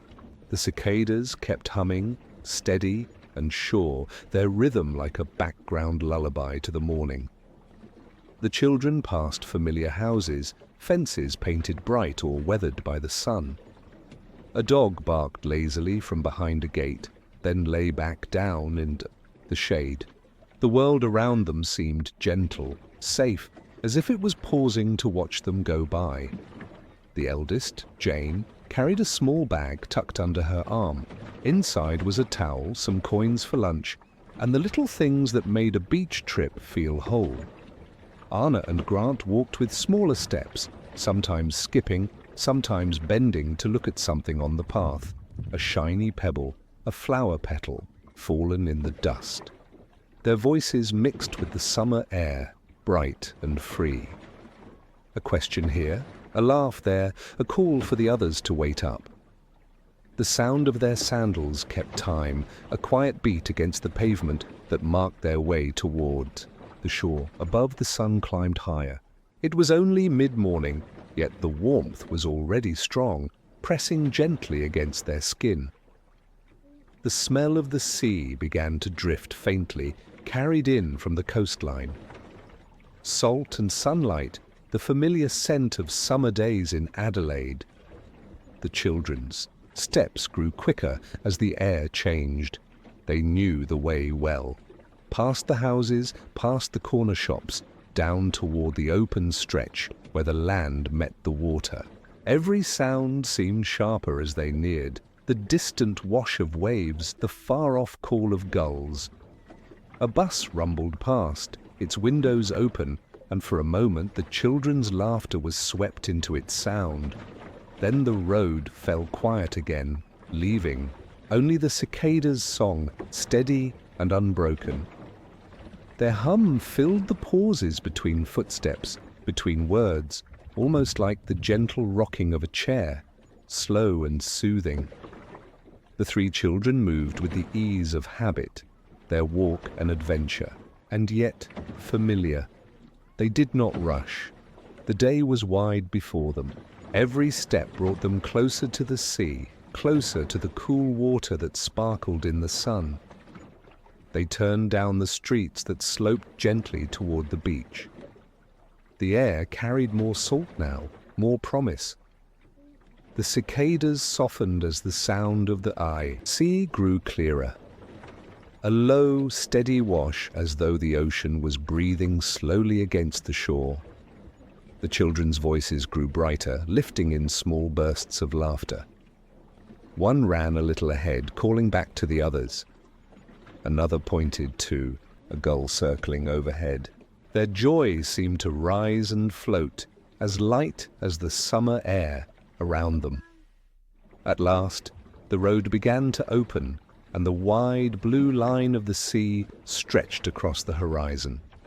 It shone beneath the sun, calm and steady, waiting for them. The cicadas hummed one last steady note, fading behind as the sound of waves took over. The children's sandals tapped the last steps of their walk, their voices carried forward by the breeze. The sea was waiting for them, calm and blue beneath the summer sky. The children reached the sand just as the sun stood higher in the sky. The beach spread wide before them, golden and warm, the sea rolling in with a steady, gentle breath. The sound of the surf was calm, each wave arriving with a low hush before folding back into the water. They kicked off their sandals, leaving them in a small pile near the edge of the path. The sand was hot at first, but softened quickly under their bare feet. Each step sank lightly, toes pressing into the warm grains. The children laughed at the feeling, and their voices lifted into the open air, bright against the steady wash of the sea. Jane laid the towel on the sand, smoothing it down with her hand. Anna bent to pick up a shell near the waterline, her eyes bright with discovery. Grant raced ahead, his small feet splashing into the shallow surf, scattering droplets into the light. Their laughter tangled with the cry of gulls overhead, circling and calling as if joining their play. The morning passed in little moments. Anna gathered shells into her hand, each one different, some smooth, some ridged, some with holes where the sea had worn through. She showed them proudly, holding them up for the others to see. Jane smiled, keeping them safe in a corner of the towel. Grant chased after tiny crabs that scurried back into the wet sand, his laughter carrying far along the shoreline. The surf rolled in and out, again and again, a rhythm steady and sure. Its low hum filled the spaces between the children's voices like a soft lullaby playing beneath their play. The sound of the water was endless, patient, and kind. The sun warmed their shoulders, wrapping them in light. Shadows of gulls drifted across the sand. The children knelt close to the tide, building small mounds of sand, shaping them into walls, then laughing as the next wave melted them away. They shouted with surprise, then clapped their hands in delight, only to start again, as though the sea itself was part of their game. Jane sat for a while, watching her brother and sister dart in and out of the water. She called to them to stay near, her voice calm, but carrying the same joy. Her smile lingered as they splashed and played, their hair catching the sunlight. Anna danced along the edge of the surf, her feet light, her laughter clear. She twirled with her arms outstretched, the waves kissing her ankles. Grant tried to copy her, stumbling into the water with a grin, his shorts damp, but his spirit unbothered. The children's voices rose and fell, weaving together with the sounds of the sea. Every laugh seemed to hang in the air a moment longer before drifting away with the breeze. Their joy was simple and whole, filling the beach with life. Now and then the children paused to look out across the water. The sea stretched far, blue and endless, touched with silver, where the sun struck its surface. Boats in the distance moved slowly, their shapes small against the horizon. The children pointed and guessed where they might be going, then turned back to their games, content to stay by the shore. The surf kept its rhythm, rolling in, rolling back, rolling in, rolling back. The sound was steady, like breathing, like a rocking chair, moving slowly in a quiet room. It filled the pauses between their laughter, calming and constant. By late morning, their footprints marked the sand in winding trails, paths where they had run, skipped, and wandered.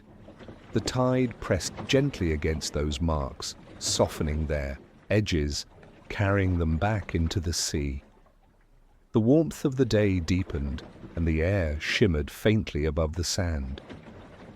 The children sat together on the towel for a while, sharing a small snack, brushing grains of sand from their fingers. Their cheeks glowed in the sun, their hair brushed by the salt wind. They leaned back, listening to the water's quiet voice. For a few moments, no one spoke. Only the sea moved, steady and calm, as if breathing with them. Then laughter returned, soft and bright. Another game began. Another race along the shoreline. Another shell lifted and admired. The morning drifted, on held in these simple joys, carried by the sound of waves. As the morning passed, the beach slowly grew quieter, holding the memory of their steps in the sand. The afternoon stretched long beneath the bright Australian sky. In the Beaumont home, the air was still and warm, the kind of heat that softened with each passing hour, but lingered, resting in the corners of rooms and on the quiet street outside. Nancy, their mother, expected the children to return as they always did. She had seen them off in the morning, their voices bright, their steps light, their plans simple and full of joy. By now, in the soft turn of afternoon, she thought she might hear them at the door. Grant's quick footsteps, Anna's laugh, Jane's gentle voice calling inside. The clock ticked steadily in the front room. Each sound marked another small piece of time. At first, the ticking was unnoticed, part of the rhythm of an ordinary day. But as the afternoon grew older, the sound seemed louder, filling the silence where children's voices should have been. Nancy looked out through the window more than once, down the street where shadows had begun to lengthen. A passing car rolled by. A neighbor crossed the road with a bag of groceries. The world outside moved gently along, as it always did, yet the house itself seemed paused, waiting. The sun hung lower, casting a golden glow across the roofs and trees. Cicadas hummed again, softer now, blending with the slow drift of the breeze. Inside the home, the ticking clock and the soft sigh of air through an open window became the only company. At first, Nancy was simply curious. The children loved the beach, and it was easy to imagine them playing longer than planned. Perhaps they were watching the water or still laughing in the sand. Perhaps they had taken their time walking back, enjoying the warmth of the day. But as the minutes slipped into hours, curiosity gave way to a quieter unease. She listened for them more carefully, expecting at any moment to hear the thud of sandals against the step, the push of the door, the rush of voices filling the house with life. The rooms remained still. Only the steady tick-tick-tick of the clock moved the afternoon forward. The heat softened, shifting into evening. Long shadows touched the pavement, stretching slowly as the sun leaned west. The light outside grew gentler, more golden, wrapping the neighborhood in calm. Yet within the house, the silence deepened. Nancy set the table, her hands moving with practiced ease. Plates, cups, and cutlery found their places. She paused now and then, listening. A car's engine in the distance, a dog barking down the street, but no sound of her children. The longer she waited, the more she noticed the quiet. The memory of their voices, their bright laughter and playful chatter, seemed to echo faintly, but only in her mind. The air of the home carried no such sound. She stepped out to the garden once, the light falling soft on the grass. The cicadas had quieted, replaced by the gentle call of birds preparing for dusk. The neighborhood settled into its evening pace, calm and ordinary. She looked down the street again, and the space where she expected them remained empty. Inside, the clock continued. Steady, certain. Each sound a reminder of the passing time. The day had begun so simply, with the bright warmth of summer and the laughter of children walking to the sea. Now, as the light faded, those hours seemed far away, as though carried off with the tide itself. The afternoon became evening. The golden sky shifted to soft pinks and purples. then into the first deep blue of night. Lamps flickered on in neighboring houses, their glow spilling out onto the street. Still, the Beaumont home was quiet. Nancy listened once more, waiting for the sound that should have come long before now. The swing of the gate, the creak of the step, the cheerful voices tumbling into the house. But no such sound came. When night finally fell, the quiet house waited for the sound of footsteps that did not come. In the days that followed, the Beaumont home was no longer the only place waiting. All of Adelaide seemed to carry the quiet question of where the children had gone. Neighbours spoke gently, offering help. Some walked the streets near the beach, looking at corners and laneways as though the children might suddenly appear, laughing as they always did. Others went to the shops, asking if anyone had seen 3 young faces on that bright summer day. The sound of footsteps carried through the neighborhoods, measured, steady, purposeful. It was not the quick, playful rhythm of children, but the softer, slower tread of searching adults. Each step carried a kind of hope, the wish that one turn, one street, one shopfront might bring an answer. Newspapers rustled in kitchens and living rooms. The news was written in bold letters, the names of Jane, Anna, and Grant carried from house to house. People read with furrowed brows, speaking quietly over breakfast tables, in workplaces and at bus stops. Even in places far from Glenelg, the story travelled, carried by paper and word of mouth, until it seemed all of Adelaide, and beyond, was listening. In corner shops, conversations grew hushed. A mother folding groceries asked another, "Have you heard?" A man waiting at a counter lowered his voice, speaking with gentle concern.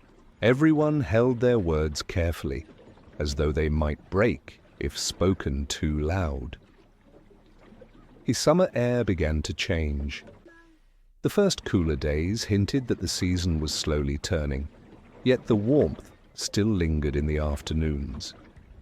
People walked, with newspapers tucked under their arms or carried folded notices, their sandals or shoes tapping gently along the pavement. The city, in its own quiet way, was searching. At the post office, at the tram stops along the beach paths, questions were asked, stories shared. Some thought they had seen the children here or there. Each word carried weight, but no certainty. The answers were never clear, and the questions only grew. For the Beaumont family, each passing day was marked not by the laughter of children, but by the voices of others. Neighbours knocking, policemen asking, reporters writing. The once ordinary rhythm of daily life was replaced by this wider hum of a city that could not let go of the mystery. And yet, within all of it, there was still hope. People believed the children might walk through the door or be found at a station or seen on another street. Every conversation carried that thread of wonder, the possibility of a joyful ending. The days stretched into weeks. The sound of footsteps continued on the sand, across the streets, through gardens and along fences. Always steady, always searching. That gentle rhythm filled the silence left behind, as though the city itself had taken up the walk the children never finished. Sometimes in the evening, a house would fall quiet except for the rustle of paper, pages turning slowly, stories read again and again. The children's names lived in those words, holding the hope of being found. The beaches, once marked with their laughter, now bore the steps of searchers. The sea breeze carried questions but never answers. The waves, steady as always, rolled in and out, while people stood at the shore gazing outward. The search did not end quickly, nor did the questions. Adelaide held the story close, as if the whole city shared in the waiting together. And still, the sea rolled on, calm and endless, as if it too was keeping its silence. As the months passed, the search slowly quieted. Newspapers carried fewer words, and the footsteps that once echoed across the neighborhoods grew softer. Life in Adelaide moved forward, as life always does, but the story of Jane, Anna, and Grant lingered gently, never fading completely. Seasons turned. The hot hum of cicadas gave way to cool winds, then to fresh spring days, and once again to summer's brightness. Each January, when the air grew heavy with heat and the sea shimmered in the distance, people remembered. The children's laughter seemed to drift back, faint but still alive, carried by the warm breeze. Neighbors, friends, and strangers told the story softly, often by firelight in the cooler months. Voices lowered as though out of respect, recalling the three children walking hand in hand toward the sea on that long-ago morning, around kitchen tables in quiet living rooms and beside the glow of campfires. The tale was shared again and again, not as a frightening thing, but as a memory held close. Parents would speak of how the children once played in the surf, how their voices rose above the gulls, how they gathered shells in their small hands. The details were retold like treasured photographs, passed gently through time. Though the ending was never found, the beginning, the joy, the innocence, the simple happiness remained bright in memory. By the shore, waves rolled on as steadily as ever. Each tide was like a soft breath, in and out against the sand. The sea had seen that summer day, and it continued to see every day after, silent yet steady. Those who walked along the water's edge sometimes paused, gazing out over the endless blue, thinking of the children. The hush of waves on the shore became part of the memory itself, as if the ocean was keeping it safe. The ticking of the clock that once marked the hours of waiting was long past, yet time had a way of folding the story into the fabric of the city. It became part of Adelaide's gentle history, spoken of not only in sorrow but in remembrance. For though the children were never found, they were never forgotten. Over the years, the story grew softer. It was told not in headlines, but in quiet conversations. Teachers mentioned it to new generations, parents explained it carefully to their children, and neighbors carried it forward. What remained was not only the unanswered mystery, but the image of three young ones smiling in the sun, their sandals tapping on the pavement as they walked toward the sea. The voices that once filled a summer morning were no longer heard in the streets, yet they were remembered. They became echoes in memory, carried gently from one person to another, always with care. Even as decades passed, the children's laughter seemed to float somewhere just beyond reach, light and bright, like a sound carried on the wind. And so, the Beaumont children lived on in the way people spoke of them, in soft stories told at dusk, in the quiet moments when the waves hushed along the shore, in the simple act of remembering. Their story became part of the city's heart, tender and enduring. And so the memory of that summer day lingers, soft as the hush of waves on the shore, carrying the gentle echo of three children's laughter. The echoes of the last tale linger softly, and now we turn the page to another quiet story. Oak Island Money Pit, Canada, 1795, treasure legend. The summer of 1795 was warm and gentle on Oak Island, a small stretch of land sitting just off the coast of Nova Scotia. The sea lay around it, calm and blue, while the island itself was quiet, just trees swaying, gulls calling overhead, and the soft rustle of grass in the breeze. On that island, three young men wandered one afternoon, the air filled with the steady warmth of the season. They were not in a hurry. The day stretched long and slow, and their footsteps carried them along narrow paths through the trees. They noticed little things as they walked, the shimmer of sunlight between the branches, the scent of pine needles, the faint cry of seabirds that seemed to echo against the sky. And then, almost by accident, their eyes fell upon something unusual in the ground. It was a hollow, not wide, but strange enough to stand out. The earth dipped down in a small, round depression, as though the ground itself had been pressed long.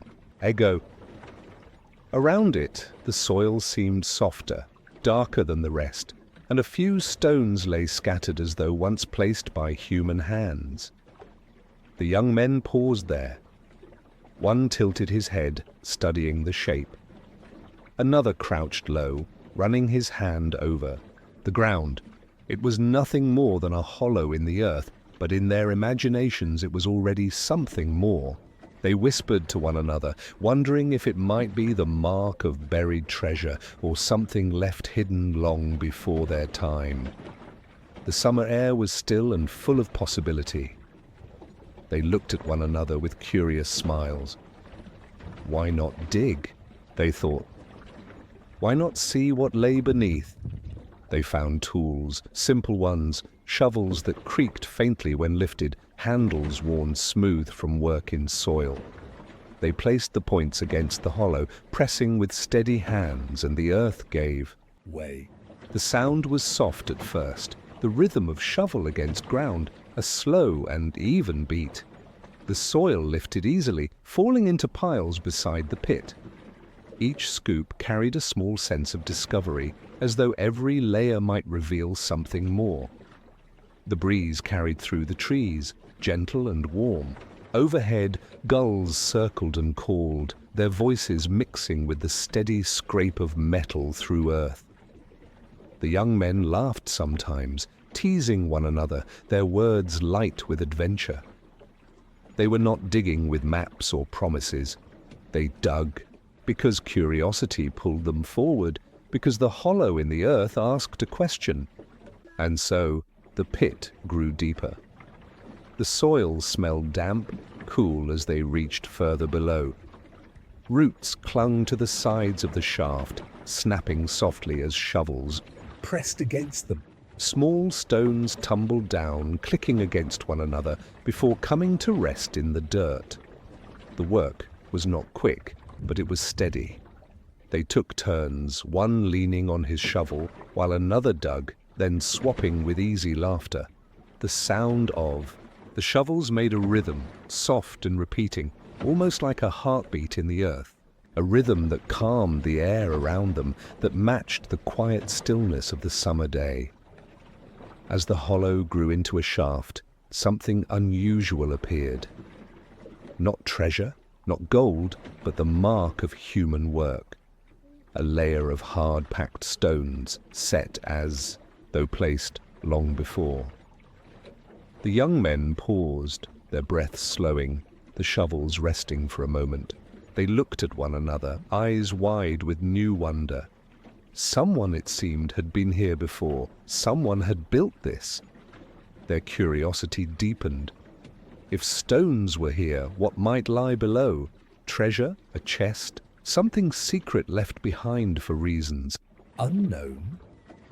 The laughter grew quieter now, replaced by the hush of concentration. The adventure had shifted into something that felt larger than themselves. The shovels moved again, steady and certain. Soil lifted, stones shifted, and the shaft descended, little by little. The young men spoke less, listening instead to the sounds of their own work, the scrape of shovel, the thud of earth, the gentle sigh of the summer wind. The day stretched onward, shadows beginning to lengthen. The pit grew just enough to suggest a beginning, and in their minds it grew far deeper, far richer with possibility than their hands could yet uncover. They felt the air cool slightly as the sun shifted westward, light falling soft across the trees. There was no end yet, only a sense of beginnings. A hollow in the earth had become a question, and their shovels were the answer they offered. Whatever lay below, they were certain of one thing. It was worth finding, and so the rhythm of their digging continued, soft and even, carrying curiosity into the fading afternoon. With each layer of earth they lifted, the mystery seemed to deepen, rather than fade. The days passed gently on Oak Island, each morning bringing the promise of another layer to uncover. The young men returned to the hollow in the earth, their shovels resting easily in their hands, their footsteps soft on the warm soil. The summer air had begun to cool slightly, carrying with it the subtle scent of pine and the salty edge of the nearby sea. The pit had deepened since their first day, becoming more than just a hollow. It was now a shaft, a dark space that seemed to invite both curiosity and caution. As they lowered their shovels into the soft earth, the sound echoed faintly against the walls of their little excavation, a steady, even rhythm that matched the beating of their hearts. Then, as one young man lifted a scoop of soil, something unusual appeared. Across the walls of the shaft, thin wooden platforms had been set at intervals. The planks were worn, water-stained, and perfectly placed, forming layers within the pit. That seemed deliberate and careful. The men paused, eyes wide, lanterns flickering as the light played against the wood. The smell of damp earth mixed with the faint resin of the planks, and a hush fell over them. The usual clatter of shovels, momentarily silenced. One of them leaned over the edge, peering down at the neat line of platforms. "Someone made this," he whispered, his voice barely carrying in the cool air. Another nodded, lips pressed together, imagining hands from long ago, placing each plank with care and purpose. The sense of wonder settled softly over them, heavier than the soil they lifted, but gentle, like a secret being shared only with them. The cool air from the shaft rose in little gusts, brushing their faces and carrying the scent of the deeper earth. Lanterns flickered in the slight breeze, throwing long shadows against the walls, making the platforms look almost magical. It was as though the pit had become a storybook, each layer revealing a new chapter of something hidden, something carefully planned. The shovels dipped again, soil tumbling down to join the small piles that had grown alongside the pit. The rhythm returned, soft and measured, echoing through the shaft. Each scoop seemed to tell a story, each clink of stone against wood, like a note in a quiet song. The young men worked carefully, mindful of the delicate platforms they now uncovered, pausing often to brush away dirt and examine the wooden timbers. Sometimes they would stand back, lanterns held high, and look down into the shaft. It seemed endless in the glow of their lights, a narrow tunnel into the heart of the island. Each discovery brought new questions. Why build platforms here? For what purpose? And most of all, what lay beneath them, waiting to be found? The day wore on quietly, with only the soft call of gulls from the shore and the gentle whisper of the wind through the trees to mark the passing hours. Their laughter was rare now, replaced by a soft hum of concentration and awe. The discovery of the wooden layers had transformed the hollow from a simple curiosity into a mystery that held them gently in its grip. The soil was cool and soft beneath their hands, the smell of earth strong but comforting, a reminder of the living island around them. The shovels continued their rhythm, the echo blending with the faint flicker of lantern light. Occasionally, a small piece of wood would break away, and they would examine it carefully, running their fingers along the grain, imagining the hands that had placed it there long ago. As evening fell, the shadows deepened, and the air grew cooler still, The pit, now stretching deeper than ever, seemed to breathe in the fading light. Each layer of wood, each scoop of earth, whispered a quiet story that was only partially known, a secret that had waited for decades beneath the surface. The young men, tired but unhurried, set their lanterns down at the edge of the shaft. They gazed down at the platforms, listening to the gentle sigh of wind from the trees and the faint lapping of water from the nearby shore. There was wonder in their eyes, amazement at the careful craft hidden beneath the soil, and a quiet respect for the mystery that had patiently waited for them to uncover it. They rose slowly, brushing off their hands and resting for a moment in the soft glow of the evening. The shovels, the soil, the wooden platforms, they were all threads in a story that stretched far beyond the summer day, a tale that was only beginning to unfold. And as they prepared to leave, the last light falling across the island, the hollow seemed to hold its breath, keeping its secret just out of reach. Each new layer seemed to whisper that something had been hidden here long ago. Years passed, and the hollow in Oak Island had grown into a deep shaft, reaching further into the earth than anyone had first imagined. The wooden platforms discovered earlier were now faintly remembered, glimpses of careful craft beneath layers of soil. By the early 1800s, other hands came to the pit, drawn by the stories of hidden treasure and the quiet allure of the unknown. The men worked slowly, patiently lowering shovels and ropes into the shaft. The air was cooler now, carrying the faint scent of wet earth and sea salt from the nearby shore. The island itself seemed calm, the wind rustling gently through the trees, the gulls circling high above. It was a quiet day, a day made soft by steady labor and the careful rhythm of work. First, the digging went as before. Soil lifted smoothly, the echo of metal against earth blending with quiet breaths and whispered conversation. The wooden layers appeared again in faint glimpses, each one a reminder of careful planning by hands long gone. The young men of this later generation paused often, brushing dirt from timbers, marveling at the careful craft. Each layer told a story, but the story was incomplete, and they were not yet finished. Then, almost without warning, the water came. A trickle at first, like a quiet sigh from the earth, and then a rush, filling the bottom of the shaft. The men froze, listening to the sound, a gentle, steady filling that soon became a soft roar as the pit swallowed their tools and splashed against the sides. Buckets were lowered quickly, ropes creaking as they carried the liquid up to the surface, but no matter how fast they worked, the water seemed endless. For a moment, the men simply paused, standing at the edge of the shaft and feeling the cool dampness rise from the depths.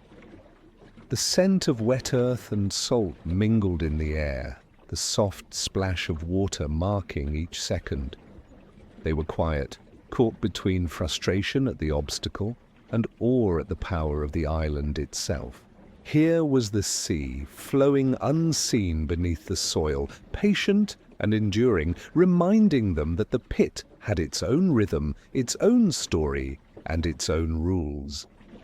They worked again, slowly, carefully, lowering buckets and pulling ropes, watching the water glint in the flickering light of lanterns. The soft plop of liquid returning to the surface blended with the quiet sigh of the wind and the distant call of seabirds. Every movement was deliberate, every step gentle, as though disturbing the pit too harshly might break some unspoken balance. Even in frustration, there was wonder. The water seemed alive, moving with a quiet patience that the men could only respect. It flowed into the shaft as though it had waited centuries for someone to come along, waiting to be discovered in its own. time, the wooden platforms glimpsed through the rising water looked faint and fragile, their careful construction seeming almost miraculous beneath the gentle flood. The men spoke softly to one another, their words carried by the breeze and the faint echo of water against walls of earth. They imagined what might lie beyond the layers, below the endless rush, and felt the pull of curiosity stronger than ever. The pit had become more than a hollow or a shaft. It was a voice from the past, a place that held secrets quietly, patiently, and forever, just out of reach. Night began to fall, and the island grew calm around them. Lanterns flickered against the edges of the shaft, casting long, gentle shadows over the damp soil. The water glimmered faintly in the fading light, each splash a soft heartbeat in the quiet evening. The men, tired but unhurried, stepped back, to rest, watching the shaft and the endless rise of water within it. They felt the rhythm of the pit, the patience of the earth and the sea combined. The wooden layers might still be there, and something below might yet be waiting, untouched, for decades. They left the site slowly, the ropes coiled neatly, buckets resting beside the edge, and the soft whisper of water following them as they walked. And as they turned to leave, the water in the shaft moved steadily, gently, as though it too understood that the pit had a story to tell, and that the story would be revealed only in its own time. The pit, it seemed, would guard its secret with the endless patience of the sea. Decades passed, and Oak Island continued to call to those who dreamed of hidden treasure. In the mid-1800s, new groups of explorers arrived, bringing lanterns, notebooks, and quiet determination. They set up small camps near the pit, the soft glow of firelight flickering across the sand and soil. The island seemed unchanged, trees swaying gently in the Atlantic breeze, the gulls circling lazily above, and the soft rhythm of waves reaching the shore. By day, the men studied the pit. They lowered ropes carefully, examined the water that had foiled earlier diggers, and noted every detail they could find. Marks appeared on timbers, faint scratches that might be symbols or messages from hands long gone. Rusted tools were uncovered here and there, resting quietly beneath layers of soil, as if the earth itself were protecting them. Each discovery was small but precious, and the explorers treated them with care, as though disturbing the pieces too harshly might break the story hidden below. At night, the camps were calm. Lanterns hung from poles, casting soft circles of light across pages of notebooks and journals. The men wrote slowly, turning pages with deliberate patience. Quiet conversations floated over the sand, speculations whispered in hushed tones, theories passed gently from one explorer to another. There was hope here, quiet and steady, fed by the small clues they uncovered and the promise of what might still lie beneath. The Atlantic breeze drifted in, carrying the scent of salt and the faint hush of waves against rock. Each gust seemed to whisper the island's secret, teasing the explorers with possibilities just beyond reach. The water in the shaft remained, a constant challenge, rising slowly when disturbed, retreating only when patience and caution prevailed. The pit seemed to breathe, moving with its own quiet rhythm, reminding the men that the treasure, if it existed, would reveal itself only in time. Even the smallest details held meaning. A carefully carved notch in a timber, a faint impression in the damp soil, the gentle sound of water lapping against the edges of the shaft. These were signs that demanded attention. Each explorer felt it, the pull of the island's history, the gentle insistence of something hidden, waiting. There was no rush here, only steady work and careful observation, and a sense of respect for the centuries the pit had endured. The nights were long, yet peaceful. The explorers sat around small fires, leaning back on logs, the soft crackle of flames blending with the distant hum of waves. They sipped quietly from mugs of tea, shared stories of previous expeditions, and sometimes fell into thoughtful silence, listening to the ocean breeze sigh across the island. In these moments, the mystery of the pit seemed less about treasure and more about time itself, the patient shaping of earth and wood, the hidden patterns left by those who came before. During the day, digging continued, but always carefully. Ropes were checked, lanterns lit to peer into shadows, and every stone lifted or plank removed was handled with gentle hands. Hope carried the men forward, quiet but firm, even as the water reminded them of its presence. The pit was a teacher as much as a challenge, showing that patience and observation often mattered more than brute strength or hurry. The explorers also shared a sense of camaraderie. Each man knew that the story of Oak Island was bigger than any single person. Every new mark or tool added to the understanding. Every note in the journal became part of a larger tapestry. And though the treasure was unseen, the act of seeking it, together with others who shared the same gentle determination, brought a calm satisfaction that lingered like the soft scent of sea air. As the campfires dwindled and lanterns were extinguished, the island fell quiet once more. Only the water in the shaft continued its soft, steady movement, and the wind carried the distant sigh of the Atlantic over the sand and trees. The pit remained patient, keeping its secret beneath layers of earth and time. And still, beneath the quiet soil, the answer waited unseen. Years passed, and the pit on Oak Island remained as mysterious as ever. Generations of explorers came and went, each hoping to uncover gold or jewels, yet each finding the same quiet lesson the island had always offered. Some treasures are not meant to be held, but to be remembered. By winter, families would gather. Around firesides, the warm glow flickering against walls while snow or rain pattered gently outside. Voices shared the story of Oak Island, the shovels striking soft earth, the wooden platforms found at intervals, the stubborn water that seemed to rise from the ground itself.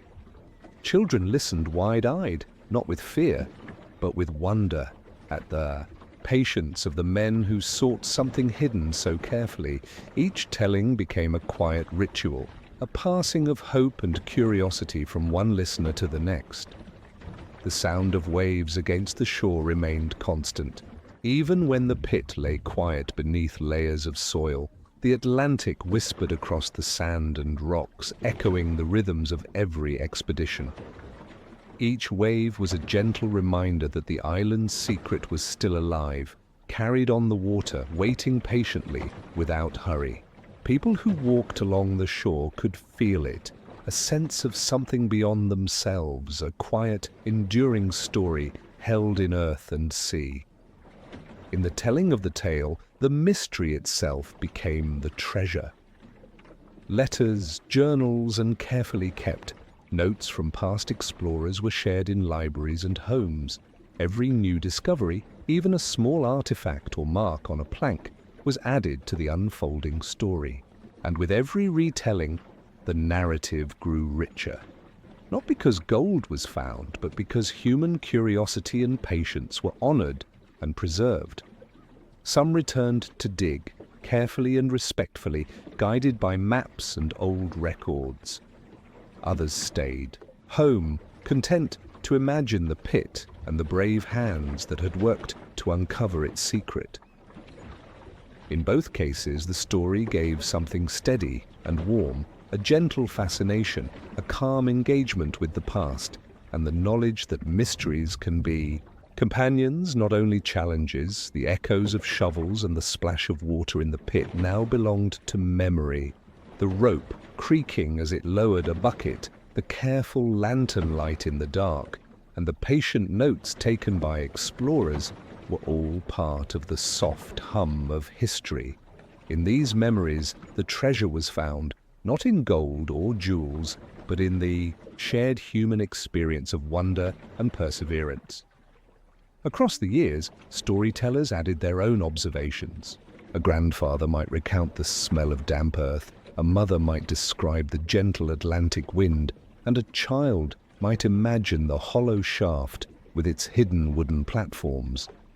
The pit became a backdrop for reflection and imagination, a reminder that some mysteries need only be held gently in the mind, like a calm stone in the palm of your hand.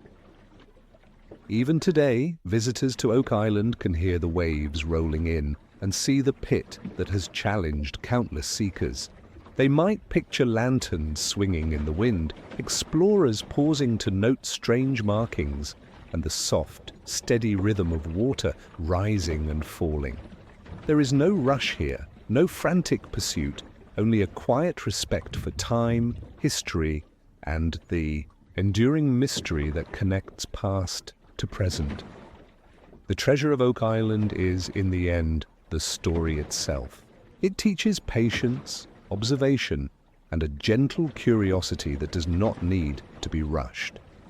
Each telling carries the island's calm, the enduring hush of the sea, and the quiet wonder of those who came before. It is a legacy that can be shared anywhere, by the ocean, by a fireside, or in a mind drifting slowly towards sleep.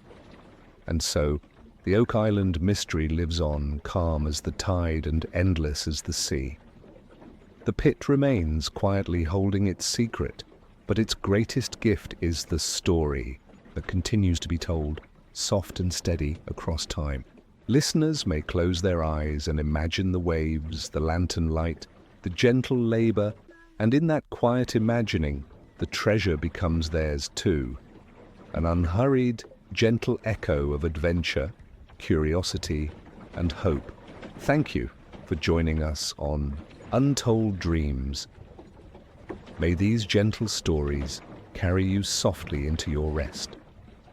Remember, the mysteries we've shared tonight will linger like whispers, guiding your dreams. Close your eyes fully, breathe slowly, and drift peacefully into sleep. Sweet dreams until we meet again.